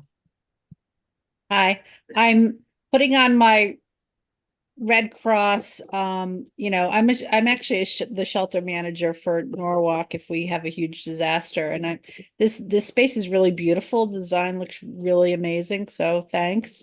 My only thing is to maybe think about, I would love to talk to people about maybe using this, especially the people in the neighborhood, when we have something like Hurricane Sandy or something, when we have to, you know, house people for short term in the event of a disaster. But we would need more showers, you know, even adding an extra shower or two, if that's a possibility, that would be on my wish list for potential for using. I would love this as a shelter instead of McMahon, because McMahon, the fact that you have eating abilities, it just looks like a great space that you've done. So yeah, can I comment on that? Yeah, because sure. I think there's really, I think we have, how many showers? I think we have 3 showers. One. So you have one in the men's, one in the One women's, in- and then Oh, one in okay, the I'm family. sorry. And we've run in Seattle, that's where we run our shelters out of community centers. So I'm well versed of how we do that. This would be an amazing space Yeah. for a shelter, so that you wouldn't have to Right, open up entire school, and it involves, I could get more into the depth of it, you know, No. setting it up, but I would love to have a meeting with you and the director for, you know, Connecticut director, to talk about using this maybe in lieu of McMahon once this is done. Understood. You know, depending on how big it is, it might have to use both McMahon and the community center. But we used to have connections with the Red Cross and had an agreement with the Red Cross to help us run these centers, and our staff was trained that way. So I'm well acquainted with this. So I agree with you. Okay. Yeah, allow me to input very quickly. Brian McMahon, you know, I have conversation with what's the name before, different time before. I think if you're interested in this, is maybe a secondary kind of emergency. The reason being, the primary is still going to be McMahon for 2 reasons. One is that McMahon has emergency power, which this building doesn't. It's a very expensive item to have. So this building, we're not intended to do emergency power. So in case of a blackout or something, this building would be, generally speaking, will not be operational for that purpose. The other thing is that we're very close to the floodplain near the water. It's not, generally speaking, an ideal location for that purpose. But in any event, if you, I mean, it is, you know, you could, I think it's easily considered as a secondary facility, and you know, to help Well, other. even just, you know, like when we have to set up warming shelters, it's very hard to find them. Warming and cooling, warming and cooling Yeah. shelters. I think though, Alan, we haven't talked about this, but I think we should develop a way, a means to set this up so that we can later on add emergency power to this. We've done this in Seattle to all our community centers, and they didn't start off with emergency power, but we left a way that could happen. So in our construction, our energy, whatever, maybe we can look at how maybe down the road it'll be easier to add emergency power. So that's my 2 cents. I just know it's a lot to open up a big space, and a lot of times, I think the last shelter we had 3 people show up. So if you had a smaller space that you didn't have to open up, and you have to go through the whole space and figure out what's there and do a survey ahead of time, and a close-up survey, it would make it a lot easier to have a space like this. Well, usually a warming shelter or a cooling shelter, you're not going to have many people. But when there's an incident or when there's a Yeah. apartment burns down or whatever, you know, this is when you need something larger. So yeah. Actually, that's true. Most of our large fires recently have been, we usually end up, busing them to the fire station on across from Lowe's. But this would be a great secondary place, especially when you have some of the multifamily families involved. So it's a great space. It looks amazing. So We have a whole nother floor to look at still. I know. Just wanted to comment that the official warming and cooling station is right down the road at the police station. Yeah. So that this would be two basically in the same area. But they don't have, the ability to take a shower and maybe a place No, to right. eat or something. So this is Correct. really up the ante, and I think really good for especially the neighbors who, are in this area. I think it would be great. So. Can I just follow up, Robert, in your experience, do you think that maybe there would be some grants to apply to for a generator in the future? Yeah, that's exactly how we got ours through Right. grants to add generators to all our community centers. But we added to the building a area where we could do that later on. So Thanks. Okay. Okay, sorry, Amanda, go on. All good things. So jumping up to the second floor, we are only building on the existing building, so no second floor over the gymnasium. Access would either be through the elevator or through the front or rear stairs. And on the second floor, we have, again, this nice large open atrium looking down. We are providing a sound room and a music room with a piano. We have practice rooms for you to go in and practice your instruments, as well as a recording studio, an art room with storage. We did sprinkle private offices up on this floor in different areas. That way we could have adult supervision throughout the plan versus all clustered in one space. We have a computer lab, a video game room. On the opposite side, we have a movie room, as well as adjacent storage accessible from the corridor, a very large general storage room. But if that storage is not needed, if there's additional program space that we have not considered, there is a good 330 square feet that could be additional program. Another office space. And then in the back, we do have a second community meeting space on the second floor.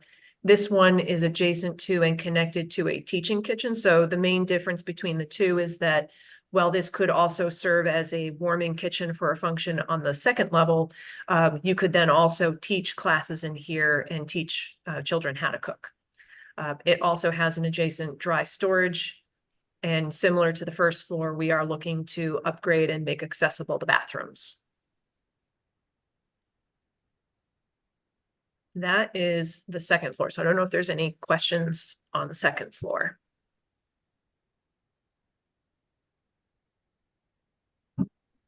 Sorry, it looks like we have a couple. Mr. Wiggins. Yes. So is this center tailored towards only youth? And from what ages, if that's the case? no, not only youth. In fact, the general schedule during the day, and I'm just talking about school through the school year. Can you guys hear me? Yeah. Yes, that's probably me because I'm on the road. Okay. Yeah, I think you have some background noise, Dewan. That was me. I'm sorry. I mean myself.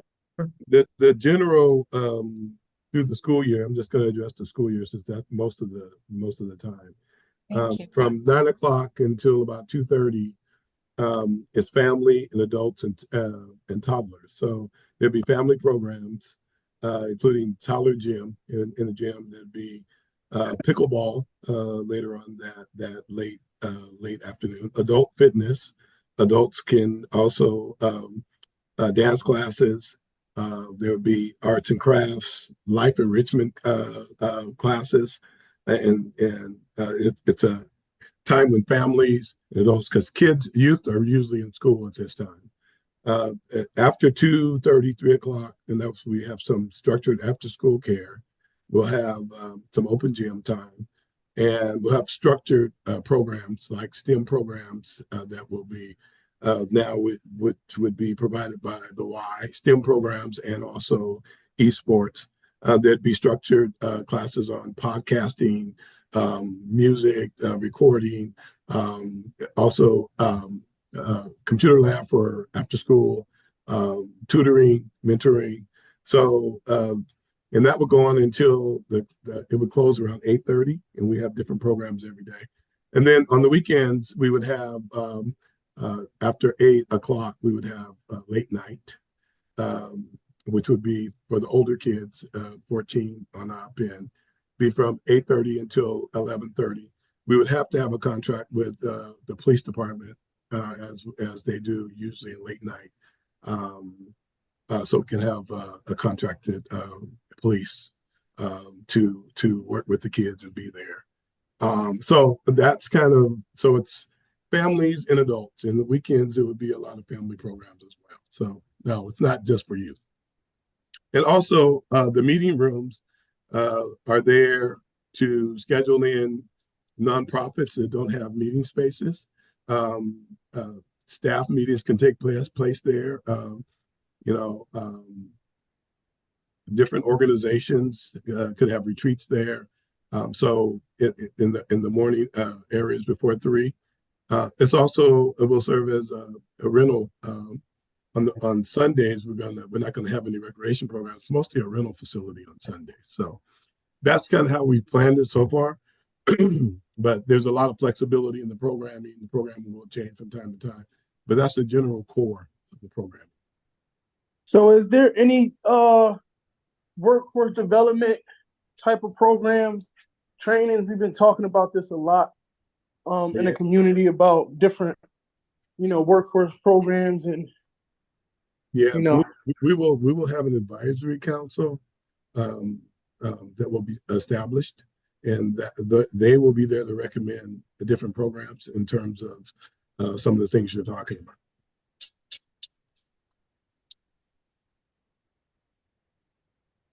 Anything I have else, some Juan? ideas. Just Last comment.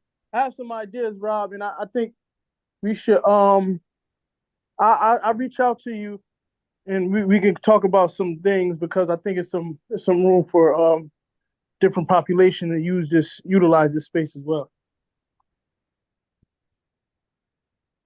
Okay, so you'll follow up, Dewan? Yeah. Okay, thanks. Ms. Ayers. I just have a question. The layout of the second floor, we're not building, you're basically repurposing what is already there. Is that my understanding? Correct. Okay, thank you. And Ms. Dunn. My only comment is that if you're going to do a fit out, my recommendation would be to flip the art room and the video game room, maybe if possible, so that you could get water there. Because most art centric things involve paint, even though paints and things like that, you're going to need some wet, dry sink stuff. And if it's abutting that's a bathroom next to it, right? Correct. And I'm just So you can pull the water from there. Good point. Yeah, and believe it or not, we actually did have it flipped, and we ended up moving it because, as you'll see when we get to the renderings, this is, I believe, north facing. And so we were putting the art room where the sunlight was and moving the game room, which if they're like my children, they're lights out in the dark, hunched over with hoodies up in the back. But that's not to say that that's not up for negotiation, that if it's more appropriate because access to plumbing is better, we can absolutely switch that. Or could you possibly add water in that room? Yes. It looks like most of it's down at the other end. Oh, well, no, there's a toilet in that little office area, right? Yeah. Right. And we do have Well. fountains here. So on the lower level, there is a toilet room down below here. Okay. And another one here. So not impossible. Okay. Okay. All right. So are you, Amanda? Okay, so I'm gonna very quickly jump into the rendering. So the one thing I want to say before I show the fun eye candy is that these are concepts in progress. So we are showing some suggested materials, knowing that you're within a design district. We did follow the guidelines of working with stones and bricks versus metal panels. We show suggested colors, but they are not set in stone colors, no pun intended. So really what we're looking to do is just show you two very different concepts, one a little more playful, one just a little different than the other, just to get a sense of where we're headed. So the first concept I'm going to show you is on Main Street. The one thing I want to note is that where we are abutting the private residences, we are not encouraging adding more glazing. We want to be respectful of their privacy. So those windows will be in their existing locations. We are replacing them with more energy efficient windows, but we are not looking to increase or impede on the privacy of the private residents. But we are looking to open up the front of the building, changing the main entryway by adding a canopy to really accentuate where the front of the building is and give it a sense of place. But by adding more windows, bringing some more daylight in, and also just allowing people to see activity. This is a community center. We want you to get excited about the types of things that are happening in the space.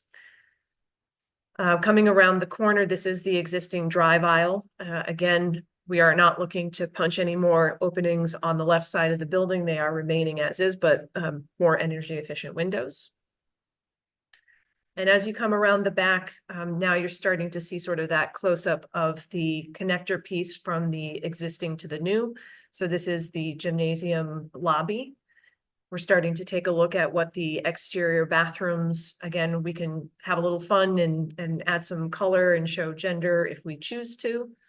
We are looking to suggest, maybe not these specific ones, but some nice fun forms that children can play on, sit.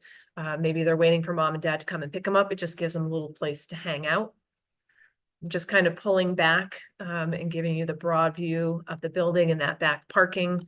We are suggesting a high clear story at the top to allow daylight in, but not impede with glare. And then as you come around the back of the building, you'll see this graphic on the back. We're not actually proposing to put the word yoga on the back of the building. We just wanted to show and illustrate that when we do have a broad face of the building, that this would be a really great opportunity to do summer movies and to project on the back of the building. So that's what we're trying to represent with this plan. So that is a very quick run through of option one. And I see hands up, so I'm not sure if there are questions or they're old. Duan, I think your hand's been up for a while, so I'm gonna go on to Ms. Dunn. Oh, I don't know. My only thing is, even as I think earlier this week, the Arts Commission was talking about moving the words, the yellow metal wall on the wall. And they've been looking for a location to put that. And I was just wondering if on that driveway, if anybody's reached out to you about potentially doing that. I'm not even saying it's a good thing, but it looks like that might be a good place for it. To just I thought they decided on a location. They didn't. It's escaping me. No, Okay. they were trying to do something and it fell through as far as when we were meeting Tuesday, I guess, or yesterday, day before. I'm not actively involved. I just pay attention to their meetings. And they were trying to reach out to different people to see. Oh, I guess they were trying to put it on the parking garage. And they found that they could not do that. They was one of the things that they said at the meeting this week. So they're looking for alternatives. But it might be something to consider. Think about. Well, okay, sorry. Mr. Burnett? Thank you, Madam Chair. Amanda, you might cover this item in your presentation, but I wanted to bring it up now, which is the parking situation. You're showing this diagram of some parking, but is there a more detailed layout of the potential parking?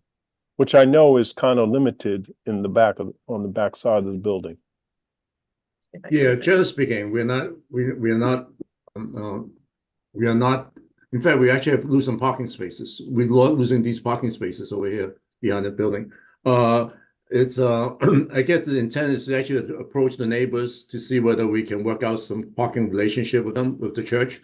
To see if we can, some kind of a shared parking relationship kind of thing. So I believe, the mayor's office and Robert will be working with the church to see what we can work out. Yeah. Yeah, I'm working on setting up appointments with the church leadership in those churches and also the school across the street to negotiate some agreements with them on parking. But right now, in terms of zoning, there's no parking requirement. But Right. we will need parking for Correct. events, kind of And thing. just So to give you a sense, this is the existing survey. So right now, our building is located in this back area. So there's 1, 2, 3, 4, 5. There's 6 parking spaces that we are looking to take over. And I think this one might give you a better sense.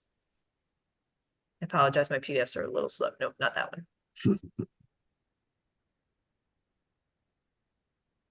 Before we get this open, would they start really thinking about parking ahead of time? Because if not, the community, a lot of the community at Day Street use that street parking, and I can see that being an issue. no, we're going to have a plan before it opens. This won't be done until 2026. I am trying to meet with the ministers, the leaderships now, so we can develop an agreement. Correct.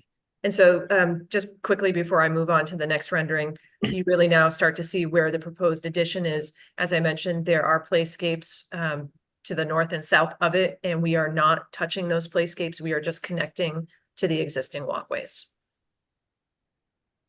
Okay, and Where's the biking store? Like if a kid was to ride a bike there, where would that be? so I jumped to the first one. We do show some bike racks Okay. at the front of the building, but we can look at locating some at the back as well. They might And be here or there's there. little space in terms of, because the building itself take up most of the property, there isn't a lot of space for landscaping, but we haven't addressed that yet. Street trees and bushes and whatever it is, we haven't looked at it. And then the last concept that we just want to run through very quickly is very different than the first concept. We are looking to make a more significant change to the front facade. We are currently evaluating the cost of this because we want to make sure that we're not exceeding the budget that was originally in place. But you'll see what we're proposing is skinning the front of it with a lighter colored stone facade or rain screen, some smaller punched openings, but then still doing those larger glass openings at the main entryway and starting to incorporate some of the colors from the I Love Norwalk. Now, we can change these to any color you like, but just wanted to get that sense of starting to add a little bit more playful color to the building. As you come around the back, we are starting to tie in the new addition with the same color red brick. And then the subtle difference between this rendition and the first is that in the previous scheme, the gymnasium lobby was actually lower and the bathroom addition was actually taller. So here we're adding a little bit more precedent to the lobby and creating a bigger space, downplaying the toilet room addition.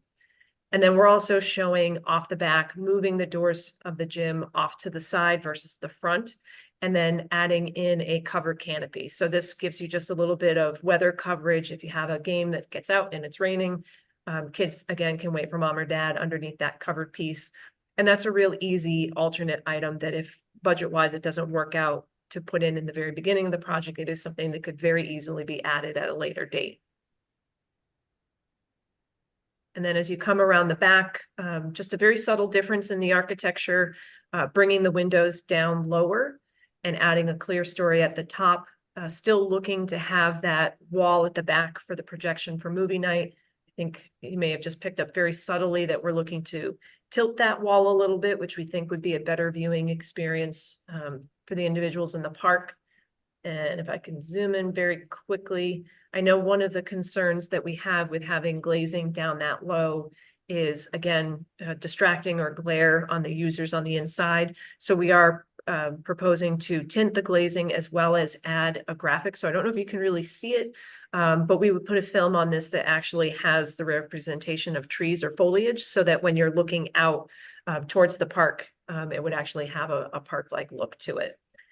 Same landscape forms. We just kind of played around with the color just to show you that we could make them stand out a little bit more than the neutral we had shown in the previous schemes. Any thoughts on this one? Is there any way, I know it's not a lot of greenery, but is there any way they can add outside basketball hoop in some of that space, or is it's just not enough space back there? And the only reason why I'm saying that because Ryan's Park, you know, when I was growing up, they had multiple hoops and now it's only 2, and sometimes the younger kids don't have opportunities to play outside. So, you know, if it's things, you know, going on outside or is activities happening at Orion Park, it gives some of the younger kids the opportunity to play. Is there an opportunity for that or no? It's not something that we've talked about right now because the park greens really do go right up to the back of the property. But I think it's something that we can discuss if it's possible to work in. Thanks. Okay. Go back here. Okay. So if there's no other comments on that, before I kick it over to Ken to talk about the MEP energy efficiency, some of the things that we're doing just architecturally, because honestly, the improvements to the MEP system make absolutely no sense if we're not going to treat the building envelope. So when we look at the existing building, some of the improvements we're going to be doing architecturally, we will be replacing the roof and increasing the insulation to meet current code R values. We are going to be treating the walls with insulation to get those up to the right R values. I did already mention that we are looking to replace the windows with more energy efficient windows. And then obviously just, you know, looking at efficiency and codes related to accessibility from an architectural perspective. So I think with that, I'm going to pass it to Ken to kind of give you an overview of what we're looking at from an MEP standpoint. Thanks, Amanda. You can just keep your pretty pictures on there, and I'll just talk, try to get through this as quick as possible and as layman as possible. I know that engineers tend to get a little bit verbose, but so just the low-hanging fruit. We deal with the mechanical, electrical, plumbing, and fire protection up here in the engineering department, and the low-hanging fruit for efficiency in this particular project starts with the plumbing. Right now, the existing fixtures are dated and have to be replaced, and they have to be replaced with fixtures that are actually much more what they call ultra low flow. And so there's going to be a savings of 30 to 50% right off the top just because of that. We didn't want to exclude any options. Obviously, there's composting toilets that don't fit into this kind of a scheme, and we actually considered waterless urinals as part of a charrette, but our experience with waterless urinals is not a good one. They require a lot of maintenance, vigilance, and there are odors associated with them. And some of the things that you don't see are the piping really does get damaged by the concentrated waste product that goes down there.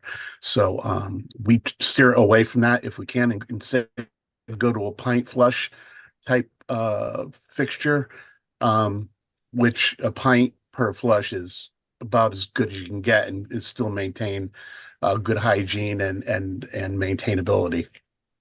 Excuse me, Ken, before you go on. The other part. Sure. 1 second, Ken. I just noticed that Ms. Ayers has had her hand up. Nikki, did you want to hold off until he's finished, or did you want to ask your question now? I want to ask my question, but I'll wait till Okay. he finish. Go Thank ahead. you. Sorry, Ken. So the other part of the plumbing side of the equation would be the water heating part of it. And so having gas available nearby, we thought that the best way of accomplishing that is the high efficient condensing type water heater and storage, and then we'd recirculate that water so we get instantaneous hot water you can use per code at all the fixtures, and maintain a higher efficiency that way too, and incorporating mixing valves to maintain lower temperatures in the distribution, but eliminate the concern for Legionella. And of course, any of the piping that goes back in here, the increased insulation thicknesses will come into play from the current updated codes. We did consider heat pump water heaters. There's sort of a newer technology, and from what we can see, they're taking up a lot more room, require a lot more footage to be taken away mechanically. And the current way of doing it is with multiple tanks, multiple pumps, heat exchangers, and an outdoor air condensing unit.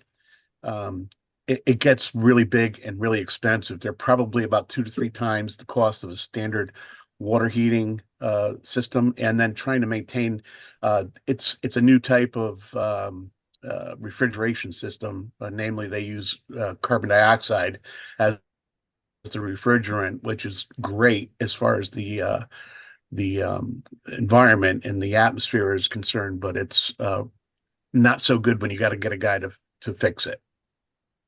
It's down the road more, and once it gets a little more consolidated. We also kind of considered the rainwater collection. That would be something that we coordinate with a civil in the project. Again, don't know if it's a really good use of the budget here. There would be an out of the building collection device that we'd have to pump back into to flush toilets and urinals. It's about all it could be reutilized for. So just added pumping energy. We feel as though the street pressure just leans towards not going in that direction. You want me to stop? That's about all I had for the plumbing. If you had questions in the plumbing, I'll pause. Any questions on Okay. plumbing? No? Okay. Is the next part of it is the mechanical, and a lot of it was budget related for the concerns of some of the technologies that we wanted to look at and sort of had to rule out, namely the geothermal version. The loads in this building would require about 80 to 90 wells in the property to do the work that it needs to do. That's not only cost prohibitive, but it's also space prohibitive. These things have to be 25 feet apart, and it's probably not going to fit on the property that we have to work with. Like I say, it definitely wouldn't. So we kind of put that to the wayside and considered things like cogeneration.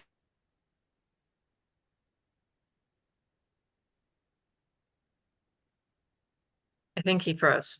I think, yeah. And fuel cell there he is. cogeneration gets effective. The only way it gets effective is if you can reutilize the waste heat that it produces. Otherwise, you're paying way more for electricity than you would just off of the street grid. So those things got kind of put to the wayside, and we decided on a couple of efficiency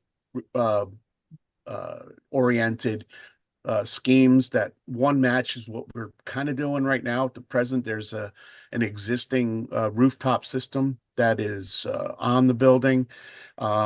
These units wouldn't be as big as the ones that are on there now because of the envelope upgrades that Amanda was talking about. And, they're much more efficient nowadays too. So just by code, we have to be, 14 SEER on any kind of rooftop units. Not to mention that they would have all the bells and whistles that would increase their efficiency, such as modulating gas heat, variable speed fans to supply, providing the air, modulating compressors that would cut back in capacity when they're not needed, 100% outdoor air economizer, which we would control with dual enthalpy, which means that we'd be looking at the humidity in the space because of the high activity levels. You'd want to control that humidity. Therefore, we would also do demand controlled ventilation. The building isn't going to be at peak occupancy all the time. So what demand controlled ventilation tries to incorporate is an actual reading on the CO2 in the building, which delineates the amount of occupancy it's experiencing and closes down outdoor air use, which is one of the biggest parts of the energy consumption in a building, is tempering the outdoor air for ventilation. We'd incorporate occupancy sensors to shut down areas that were not in use, but to set them back, and not an efficiency issue. We'd try to incorporate high efficiency MERV rated filters, just for air cleanliness, IAQ issues, indoor air quality. And that is now something that's seen as like off the street at minimum, that in order to deal with COVID and other passable pathogens in the airstream, that would be a good first line of defense. So I'll pause at that. There's another option I wanted to go through, but if you had any questions on that. I still see Nicole's hand up. Yeah, Nikki, do you just want to ask your question? Sure. Oh, sure. I was just enjoying what was being presented. I do have a two-part question. First, with a general statement. Me personally, I gravitated towards the first rendering of the outside of the building. I think it's a more stunning look. But when I saw the second rendering, it caused me to have a question. I know you briefly, Ken, talked about water rain collection, not for the whole building. I think that might be a little too much. But as I made a suggestion earlier about having the outside indoor type of space and maybe providing something on the back of the building, would it be possible to use rainwater to help those outside features? Not the whole Yes, building, absolutely. but just the outside features. Because Yeah. mixed energy, it could help. I don't know. That's just a suggestion. My second question is, I know we have many constituents that have asked this when we have done any new construction. Is this building able, or could it be fitted for solar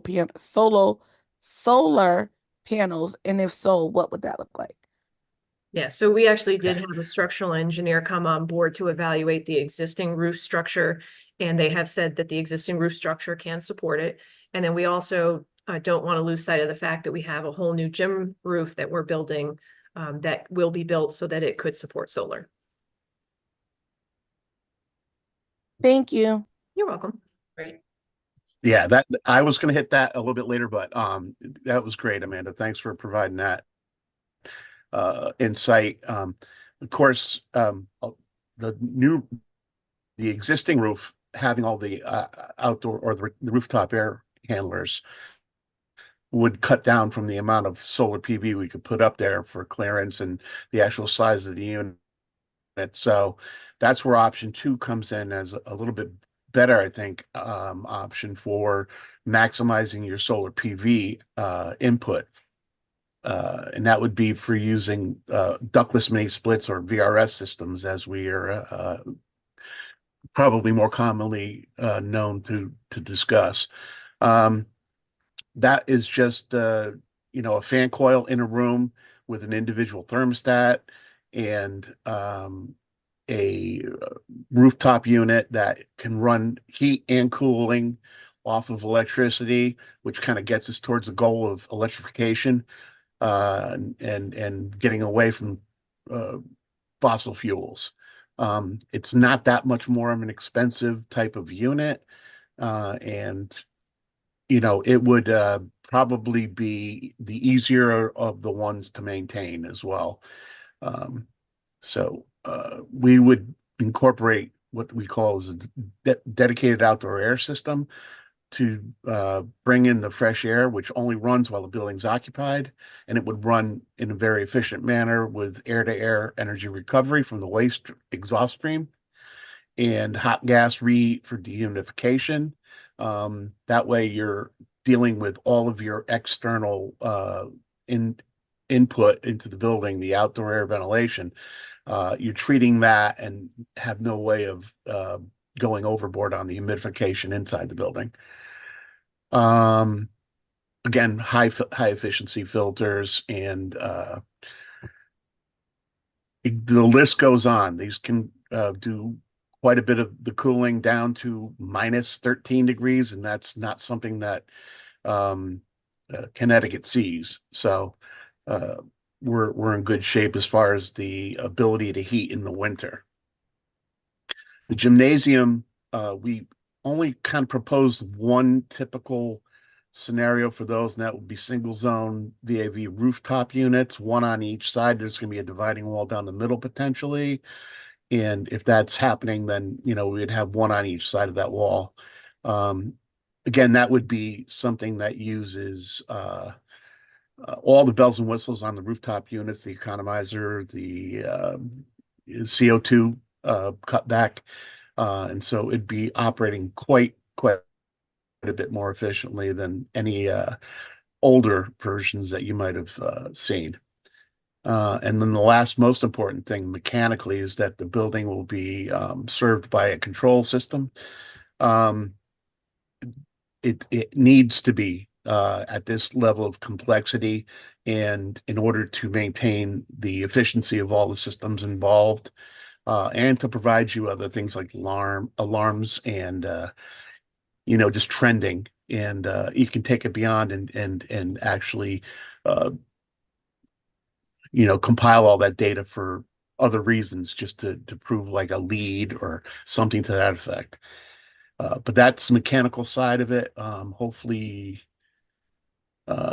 if you have any questions, you can pose them, and I'll go on to electrical. That one, Greg? Looks like Greg has a question. Yes, thank you, Madam Chair. Wait, when you say alarms, do you mean a mechanical alarms or security alarms? Yeah, mechanical alarms. So if there's a failure in a piece of the equipment, it'll send a directive to a web-based system, and whoever's maintaining the building, whether it be a service contractor or somebody within the facility itself, they would see that and be able to address it in real time.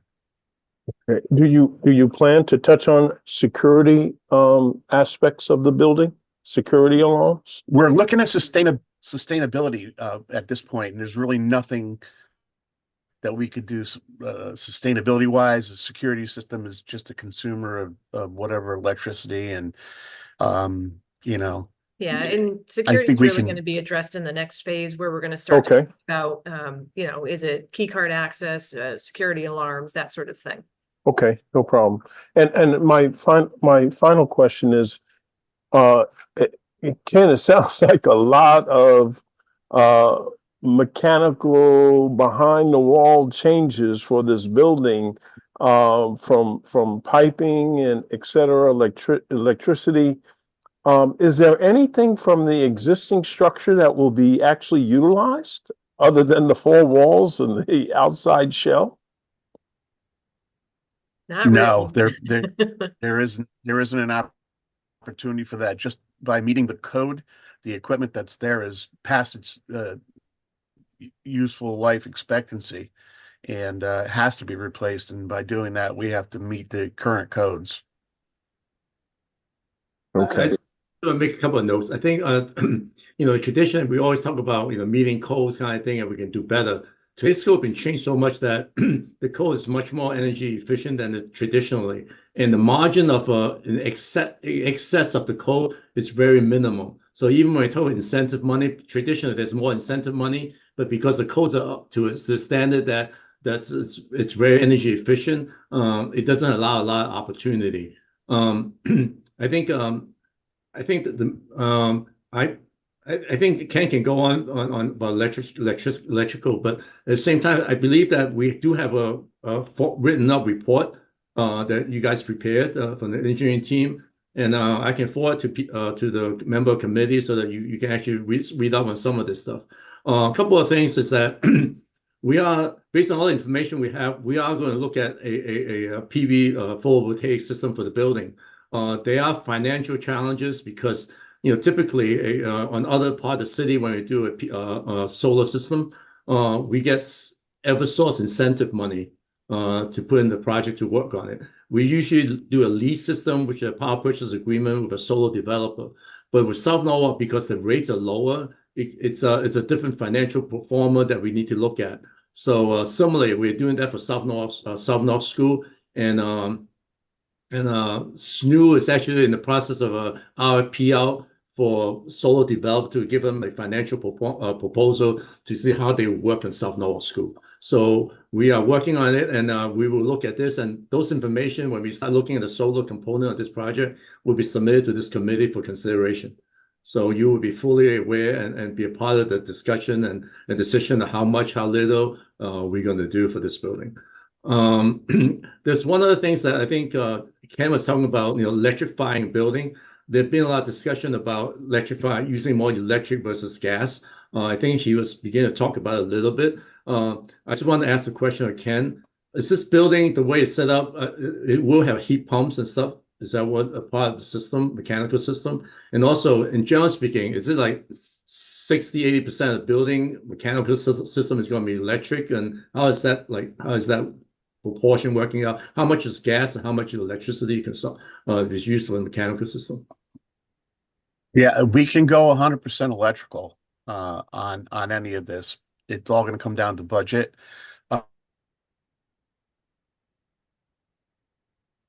Okay. Yeah, I don't know how much you want to spend. Maybe do you have maybe heat pumps are a lot more expensive, but the RF, those would be heat pumps. Excuse me, I didn't hear that. I'm sorry, because I'm cutting in and out.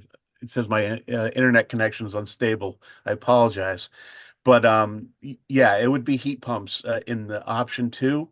Option 1 could be a couple of things. It could be all gas heating. It could be a heat pump with secondary gas heating, which is getting incentivized through Eversource right about now.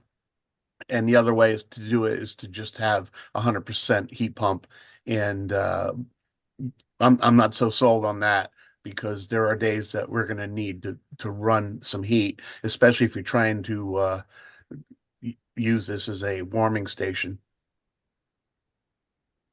So I think that those decisions we evaluate as we look at energy or cost savings as well as environmental perspective. So we need to find a balance. I know in the South North School, we probably like 80% electricity and 20% gas. It's really for those peak winter days and also for larger spaces like the gym and stuff. We do have a gas system for some of those spaces. I think the high school that like similarly, but majority of the energy consumption is actually electricity. Probably 80%, between 60 to 80% of the other buildings are actually electrified. I see that as being, very easily accomplished in this facility. Right, I'm sorry, if you have you want to just kind of summarize your presentation a little bit, it is getting a little bit late.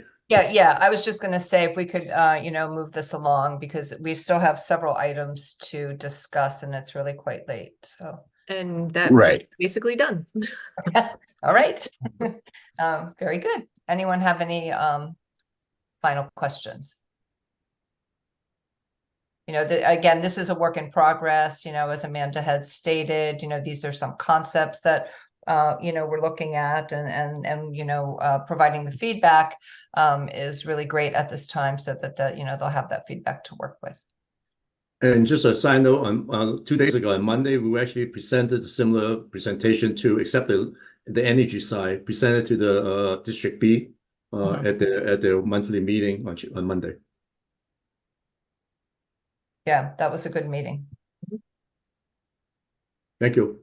All right, thank you so much. Thank you so much. Okay, so maybe stop sharing the screen. There we are. Okay. All right. Okay, so anything else on the Recreation Center, Alan, before we? On a final note, I know I keep dragging on a lot of time. It's just talk too much. Recently, last week, we received an email from HUD, who's providing $2 million to this project for the YMCA. The federal government have recently approved to, instead of the money going to YMCA, come to the city directly. There's something that we weren't aware of until last week. So we are looking at what was approved and how it changes the relationship between the city and the Y. We don't know all the detail yet because according to HUD, the Y is still part of this relationship, but we're not sure that should be or should not. So we are reaching out to them to try to understand. It's very clear that the legislation actually changed the name from the Y to the City of Norwalk. So we are the grant recipient for $2 million instead of the YMCA. But the detail of it, we haven't totally understand it, and we need to further discussion with HUD to make sure that everything is turned over to us, and because they still have them involved in the programming side, so it's something that we need to address. So we're no longer the sub-grantee; we are the grantee. That's for sure. And so, Alan, we've confirmed that we don't need to go back and change anything, because we already approved the sub-grant. We don't need to go back and change anything. We can just move forward. Yeah, I probably will come back to the committee and the Common Council in May to authorize the May to execute agreements with HUD. But again, this just came up last week. I'm still trying to figure out the details. So it's something new something that come up that I think the request went in probably somewhere last year, but we didn't realize that it actually went through the process. So it's much more direct relationship, and we don't have to go to the third party to receive the money, which is generally speaking a good thing for the city. Yeah, I think so. And do we have any idea yet what that will mean? I know that it's a little unclear, but what that might mean for the programming with the Y. No, we don't know yet. Darren Callahan will be handling that. It seems that the HUD wants them still to be involved, but I don't know what level or what detail. But I'm talking to Vanessa about it today. We want to talk to Mayor about it as well. But we'll get back when we talk to Darren. It'll be a little bit clearer. Okay. All right. This is good news. Yeah, this project had 4 different funding sources. The requirements are complying with all these grant requirements. It's very, very extensive. There's a lot more behind the scene work in terms of paperwork and process and stuff like that involved in this. I mean, it is somewhat painful, but other than that, life is good. Very exciting, though. Very exciting. Very exciting. Very good. Yeah, it is. It's very, very good news. Okay. Any questions on Mr. Burnett? Yeah, just a very quick question. I know initially the thinking was the YMCA would have presence there because of this grant relationship. Now that has Well, let me go back. My question is, if other organizations similar to the YMCA have a presence at the rec center, would their presence be based upon some type of contract and fee structure that they would be paying the city to have a presence there? Or there would be a fee structure? So my thinking is, and you don't have to answer it now, but if that relationship that we previously had with the YMCA for the grant has now changed, their presence there could also change in that we could actually have a lease agreement with them to have a presence in the building. Is that correct? That's correct. Okay, just That- want to, Yeah, that was my response. Basically, before they came in, we had that STEM program and the esports in our original program. So it could be that they are the providers of those programs. Yeah, it could work out that way. okay, good. Just, I mean, another possible revenue source. Right. Now that the relationship for they were there initially due to the grant agreement, but if that's now changed and that grant dollars coming directly to the city, then we view the YMCA's presence there like any other vendor, whereby there would be a cost for them to have a presence there if they wish to continue to have a presence at the rec center. Yeah, that would be what you would think, but we have to get clarity from Darren because he talked to HUD directly. Okay, great. Thank you. Okay, any more questions about that? Yeah. Okay, thanks very much. All right, so let's move on to item F, update on the Norwalk High School and South Norwalk High School construction projects. I don't want to take any more time. So bottom line is Norwalk High School, we have a groundbreaking on Monday, and we're looking to have a groundbreaking for South Norwalk School next Monday. And then both projects been started construction or demolition, whatever we call it, and there's a lot of activity in South Norwalk School. So it's very interesting. You know, they've demolished the buildings, most of the building already, and in fact, yeah, it's a lot of things happening on both projects. So if anybody has any questions, issues, and concerns, whatever, just reach out to me, and I'll do my best to respond. Thank you. Okay. Yeah, it's exciting to see these projects really moving forward. Okay, item G, review request to increase allowance for additional architectural design services with Tecton for South Norwalk School and refer the following to the Common Council for approval. Authorized to increase the contingency allowance for architectural services for Tecton Architects for the South Norwalk Elementary School project for an additional amount not to exceed $50,000. Funds are available in account number noted. I understand that this increase is due to the acquisition of the properties. So you want to give us the details on that? Sure. Alan? Yeah.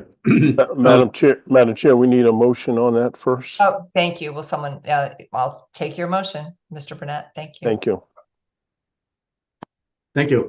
Very quickly, probably about 6 months ago, the Common Council decided to proceed with the acquisition of 6 pieces of property, 5 on Oxford Street, and the other ones on South Main Street, which is the railroad spur line. As part of that, we got appraisals, and I think the committee heard from Attorney Callahan recently about the updates and stuff like that. We allocated $2.9 million for the acquisition of property, but these property, like always, when we go acquire property, it's higher than the assessed value and stuff like that. So that's all being evaluated and considered by the law department.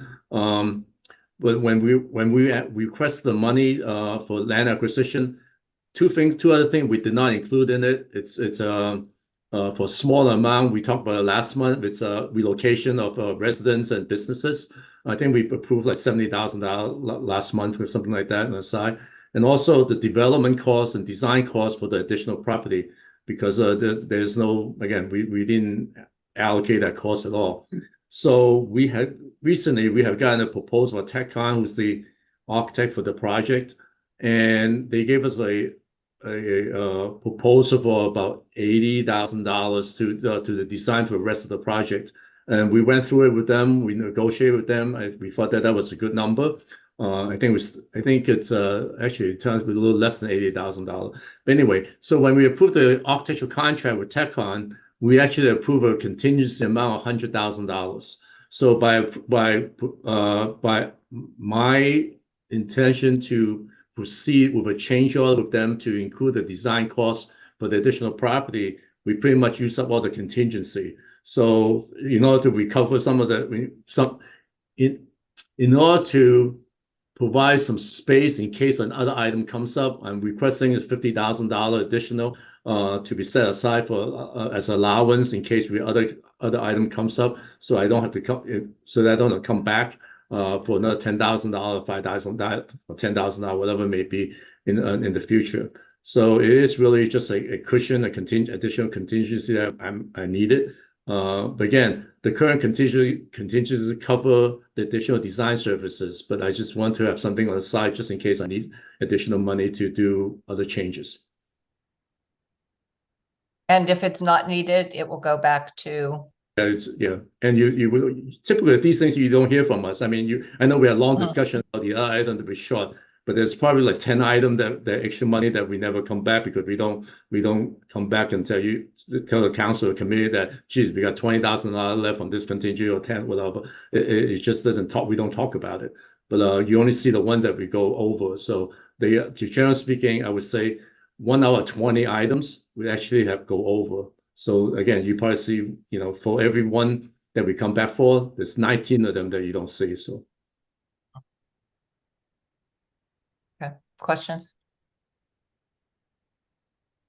Mr. Freyer?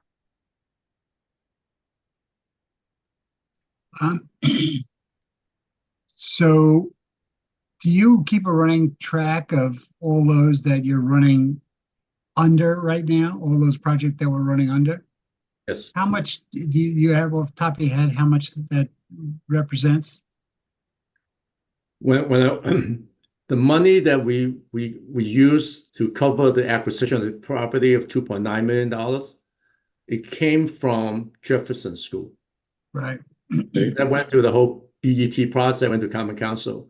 Right. We also allocated $1 million for drainage for South North School intersection, South Main Street and Right. we put $1 million aside that went to DPW for drainage improvement. That came from us. And then we also allocated $1 million for traffic improvement because intersection improvement. Chances are it will be more than that. We need more than that amount of money, but at the same time, we started with the process. So that $1 million came from I don't remember exactly, either Jefferson and Ponus. So generally speaking, we took out all the residual money from Jefferson and Ponus and put in the different functions, and which all of it went through BET and the Common Council and Finance Committee and Council. So Yeah. Now the next project we have surplus is actually Cranberry.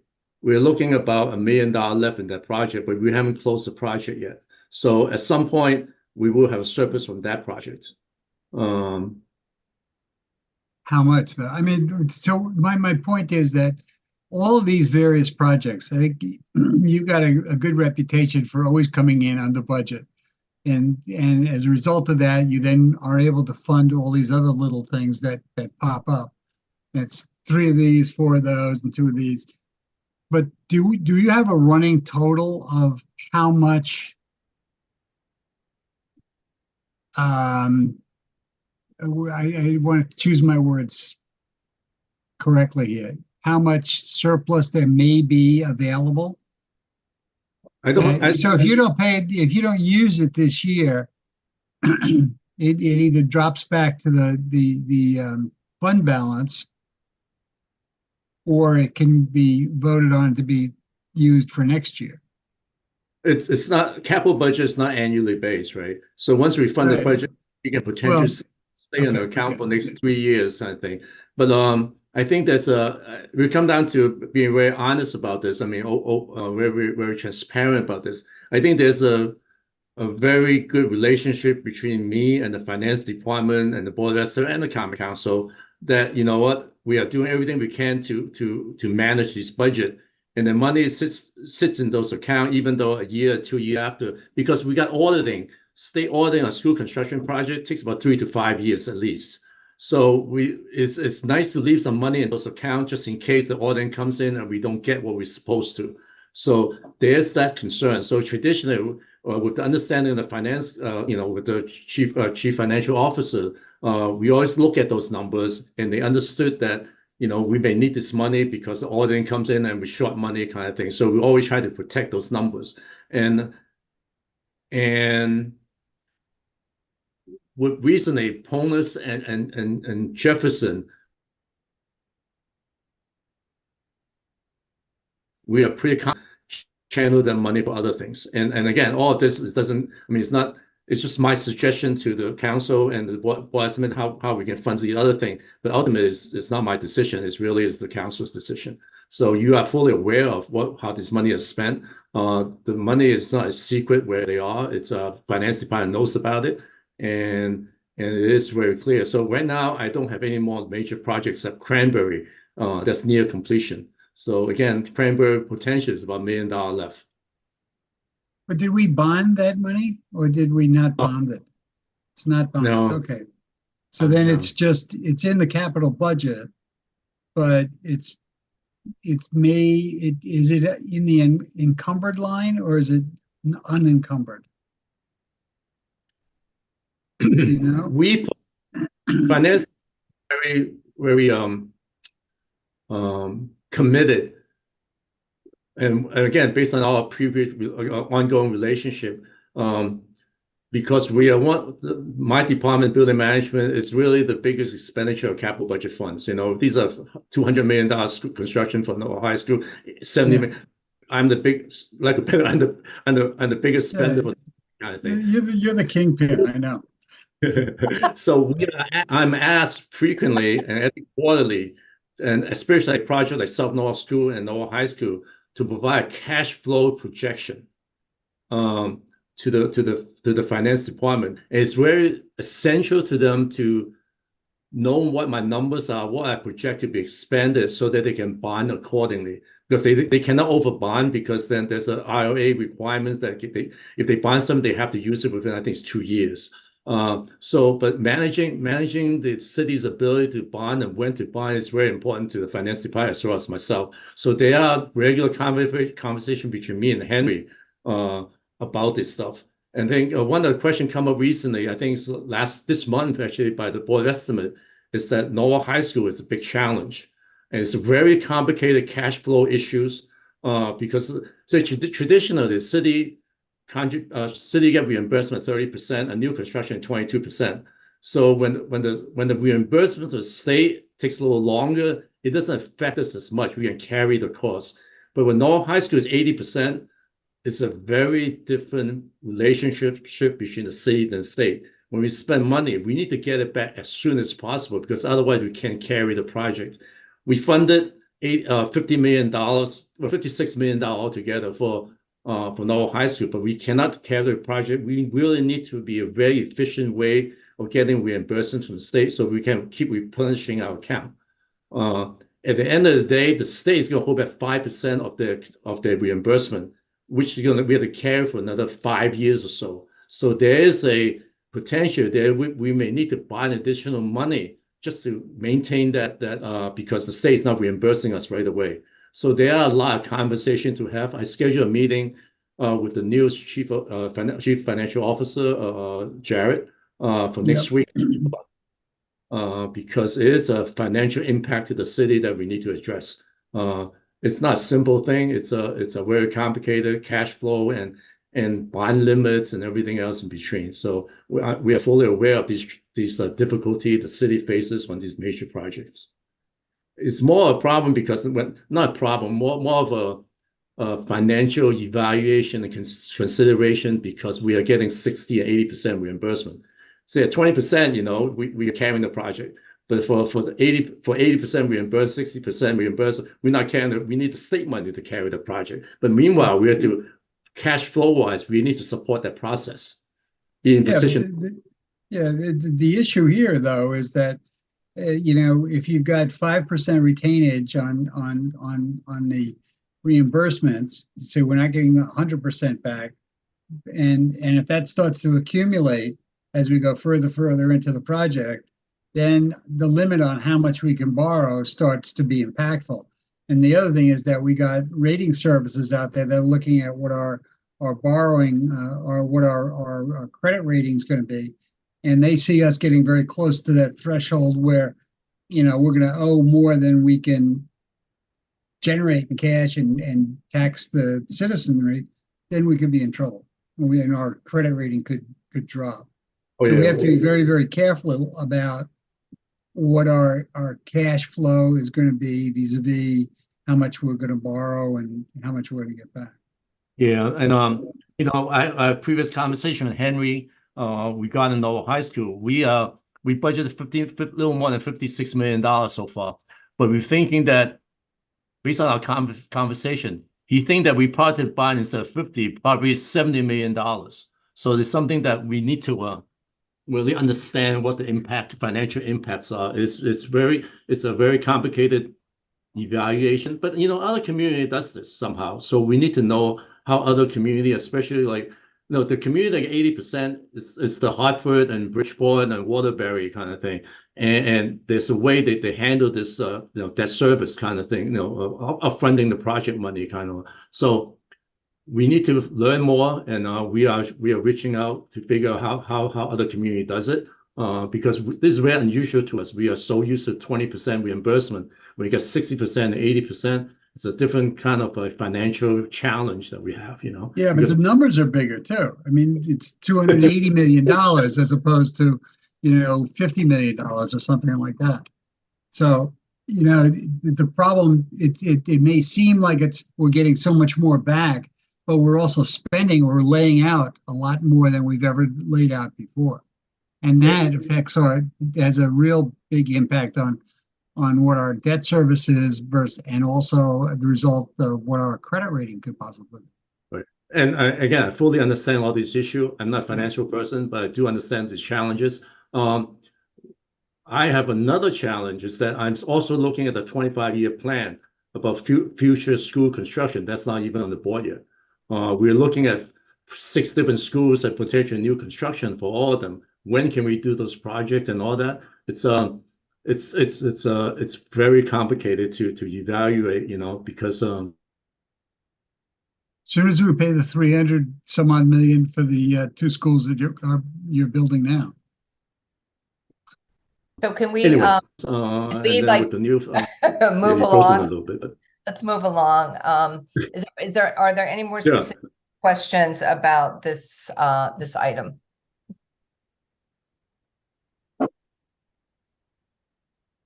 Okay. Okay, let's vote. All in favor, please raise your hand. Perfect. It is unanimous. And let us move on to item H, review request for the leasing of 20 parking spaces from Beth Israel for Norwalk High School project for staff parking, and refer the following to the Common Council for action. Authorize the mayor, Harry W. Rilling, to execute a lease agreement with Hebrew Beth Israel Society, Inc. don't get frozen a little bit. Pardon me? DBA Yeah. Beth Israel Shabbat of Westport, Norwalk on King Street for the city's use of 20 parking spaces relating to the Norwalk High School project. Lease payment shall be $40 per space per month. Start date to be established at the time of agreement execution to June 30th, 2028. Remaining terms of the agreement shall be per Alan Lowe's memo dated March 27, 2024. Account number noted. Will someone move the item, please? Mr. Freyer moves that item. How very kind and generous of Rabbi Hecht to make this agreement. So you want to tell us about it, Alan? Yeah, very quickly. Right now, as of Monday, we started a new Norwalk High School parking and parent drop-off pickup procedures. Norwalk High School students are parking at Andrews Field. Started, I think it was last week. And this week, we actually changed the parking and circulation patterns and all. Today's Wednesday, we have a meeting this morning. So for the last 3 days, it's working out okay. There's no major crisis. And in fact, I asked the question specifically this morning. We have around 270 parking spaces on site, and there's about 240 staffing members. And sometimes, always concerned that, the number is a number, but actuality may be a little different. So, but we learned that last few days, there is sufficient parking temporary. At this point, not temporary. This always been my concern since day one that, parking, it's an issue. And all along, I always wanted to have this backup plan in case we have an issue about parking, we got additional parking, whether it's for staff parking or contractors parking. I want to establish a relationship with a nearby property owner, either the synagogue or the American Legion, one of those two. The potential, in case we do have an issue of parking, we can potentially reach out to them and have some parking spaces. Right now, it doesn't seem like we need to. The way this is set up is that until we need it, we can execute agreement, and then there's an understanding of a relationship that we need parking space. If I don't need it, I won't go through the legal department to execute an agreement. So we know what the cost is, we know what it is. But on the other hand, I do know that in about 3 years, when the new school is finished, kids move in there, when we start demolition of the existing building, we will need additional parking space. So having this understanding between us and synagogue will actually help us in the event that we do need spaces. We can actually go and execute agreement with them so that we can address any parking issue. So with that, I just want to request the committee for approval on this and go to Common Council. Again, we're not going to execute any agreement until we need to. So this is just in the event we do need it. So maybe, I don't think there's an issue, but let's say 6 months from now, when for some reason there's a parking need, then we can actually go in and execute agreement and we establish the dollar amount and the relationship already. So that's it. Thank And you. would we be able to establish, let's say it's needed for maybe 6 months and then it's not needed again for a period of time? Can it start? Yeah, and there's a termination clause in it. I think I forgot what I put down, 30 or 60 days kind of thing. So both parties have the right to terminate. So Okay. it's a very open kind of relationship. If they don't like the way we were operating, it's really for either construction worker parking or staff parking. So it's not for student parking. Got it. Okay. Mr. Burnett? Oh, yes, thank you, Madam Chair. Just quickly, it's great that one of our community partners are partnering with us with this project and providing this opportunity for parking. So I'm definitely supportive of that. But when we look at the dollar amount, assuming that, say we implemented this, next month, over the course of 4 years, it could raise to, almost $38,000. I'm assuming this amount or whatever amount is for this parking spaces is not part of the 80% reimbursement. Yeah, it's not part of reimbursement. So as you may remember, the state approved a project so far is $239 million. We had another $6.5 million from left over on our capital budget account for Noah High School. So the account number here is actually charged to that account. So we're not affecting. I don't want to charge things to the. I don't want to charge this to the state accounts. I want to use a separate account for this because I don't want to use up our ability to get reimbursement because they don't reimburse anything offsite and site the bus. I didn't want to bring this up again, but like the busing the kids and stuff, that's not reimbursable, right? Offsite improvement, like traffic improvement, that's not reimbursable. So anything that's not reimbursable, I don't use. I don't look at. It's because otherwise I use up the allowance for it. Okay. I think you answered my next question, which is, where if it's not part of the reimbursement from the state, where are we tracking these costs that are coming in, like the parking? Last month it was the transportation, but I think you just answered that you're charging it to the Noah High account that we had money set aside for repairs, renovation, etc. So, okay. So because we start, this is becoming a trend. We talked about it last month. The transportation came up. Here's another one. If we keep getting these 1 or 2 each month, before we know it, we're going to be like $500,000 spent on these one-off items. So just want to make sure we're tracking it. and we can go back and refer to it, and we know where it came from, where the money's coming from to cover it. Because you know, again, over a 4-year period of time, we're going to see a lot of these one-offs coming before us, you know, that they're not part of the reimbursement account, but they need to be paid for out of some other account. So, Yeah, this had always been on my mind. And I didn't know how much. I didn't know how much it's going to be. But I do know that typically for parking space, we like Belden Avenue Library, we release parking spaces from, I think it's Eagles. We pay, I think it's $35 or $40 per space per month. So again, so there's some reference point. I do mentally, whether we actually have a dollar amount in mind. I'm jumping around a little bit. For the athletes busing, we did actually have a number in our budget sheet for that all along. This doesn't, but at the same time, I always felt this is a smaller amount. This is something that, even though it's not reimbursable, but it's something that I always tracked about. This is one of the expenses that we need to consider all along.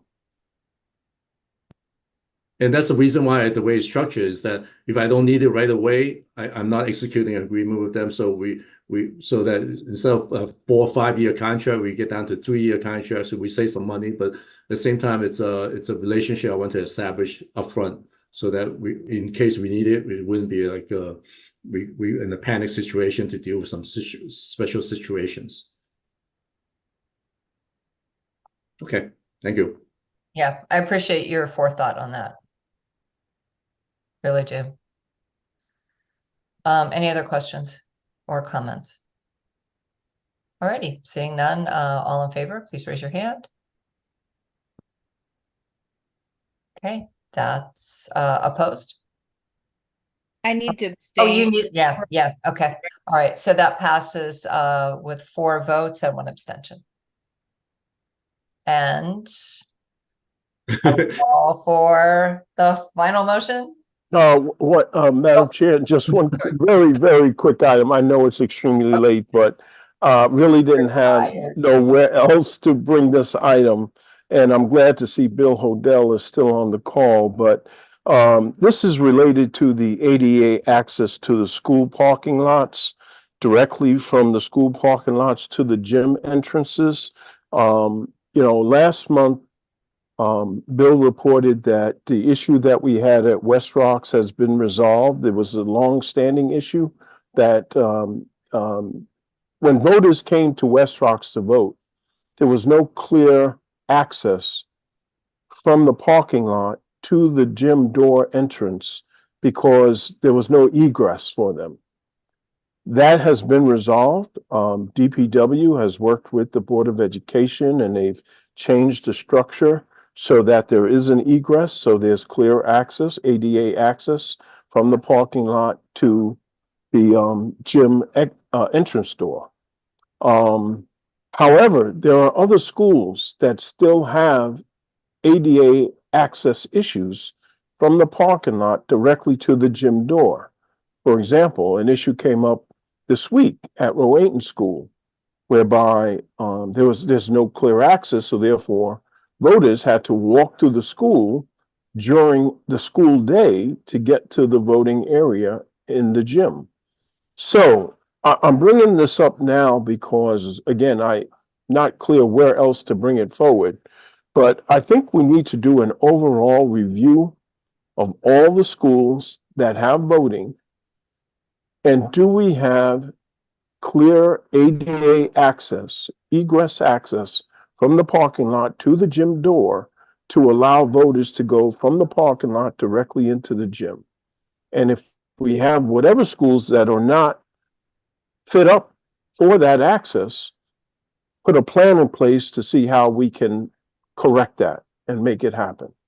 And so I want to put it on the agenda as old business, so that whether it's working directly with Bill Hodel and the Board of Education or DPW, but this is an issue that we need to address, and we know November is going to be an important election.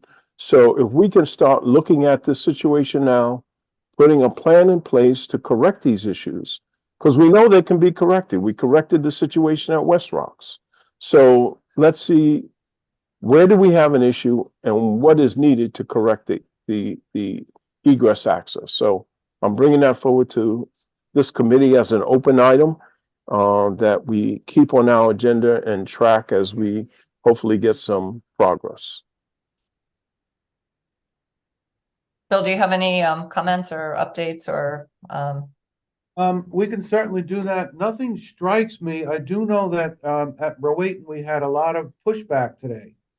Out of all 11 schools that were polling sites, there was a lot of comments from the parents saying, you know, why are voters traversing through the school to get to the gym? I'm not so sure that is an ADA access. I think it's more of a preference where they coming off the parking lot and it's easy access through the school and then into the gym, as opposed to walking around the playground where there's direct access in the back of the gym. But both measures are ADA accessible. So to your point, I will look at the district, especially at these 11 schools, which we typically use and which will get heavy use in November. But I can't say off the top of my head outside of West Rocks that there's any ADA access issues specific. But I will take you up on that and do an assessment. So again, I do want to repeat that the comments we got back at Rowayton weren't ADA. It was more or less the Office of the Registrar preferred that the voters walk through the school into the gym, as opposed to directly into the gym, which is a little more difficult to get to, but it's not ADA related. I might offer that, Bill, you might want to start with a discussion with Stuart and Brian, the Yes. registrar, to understand what their experience has been, because they might be able to hone in on what schools they have seen issues with, because that's how we kind of came up with West Rocks being a major concern. So I just recommend you might start off with that discussion, let them share what schools they have seen issues with, and that might be the jump off point in terms of where we begin. Very well.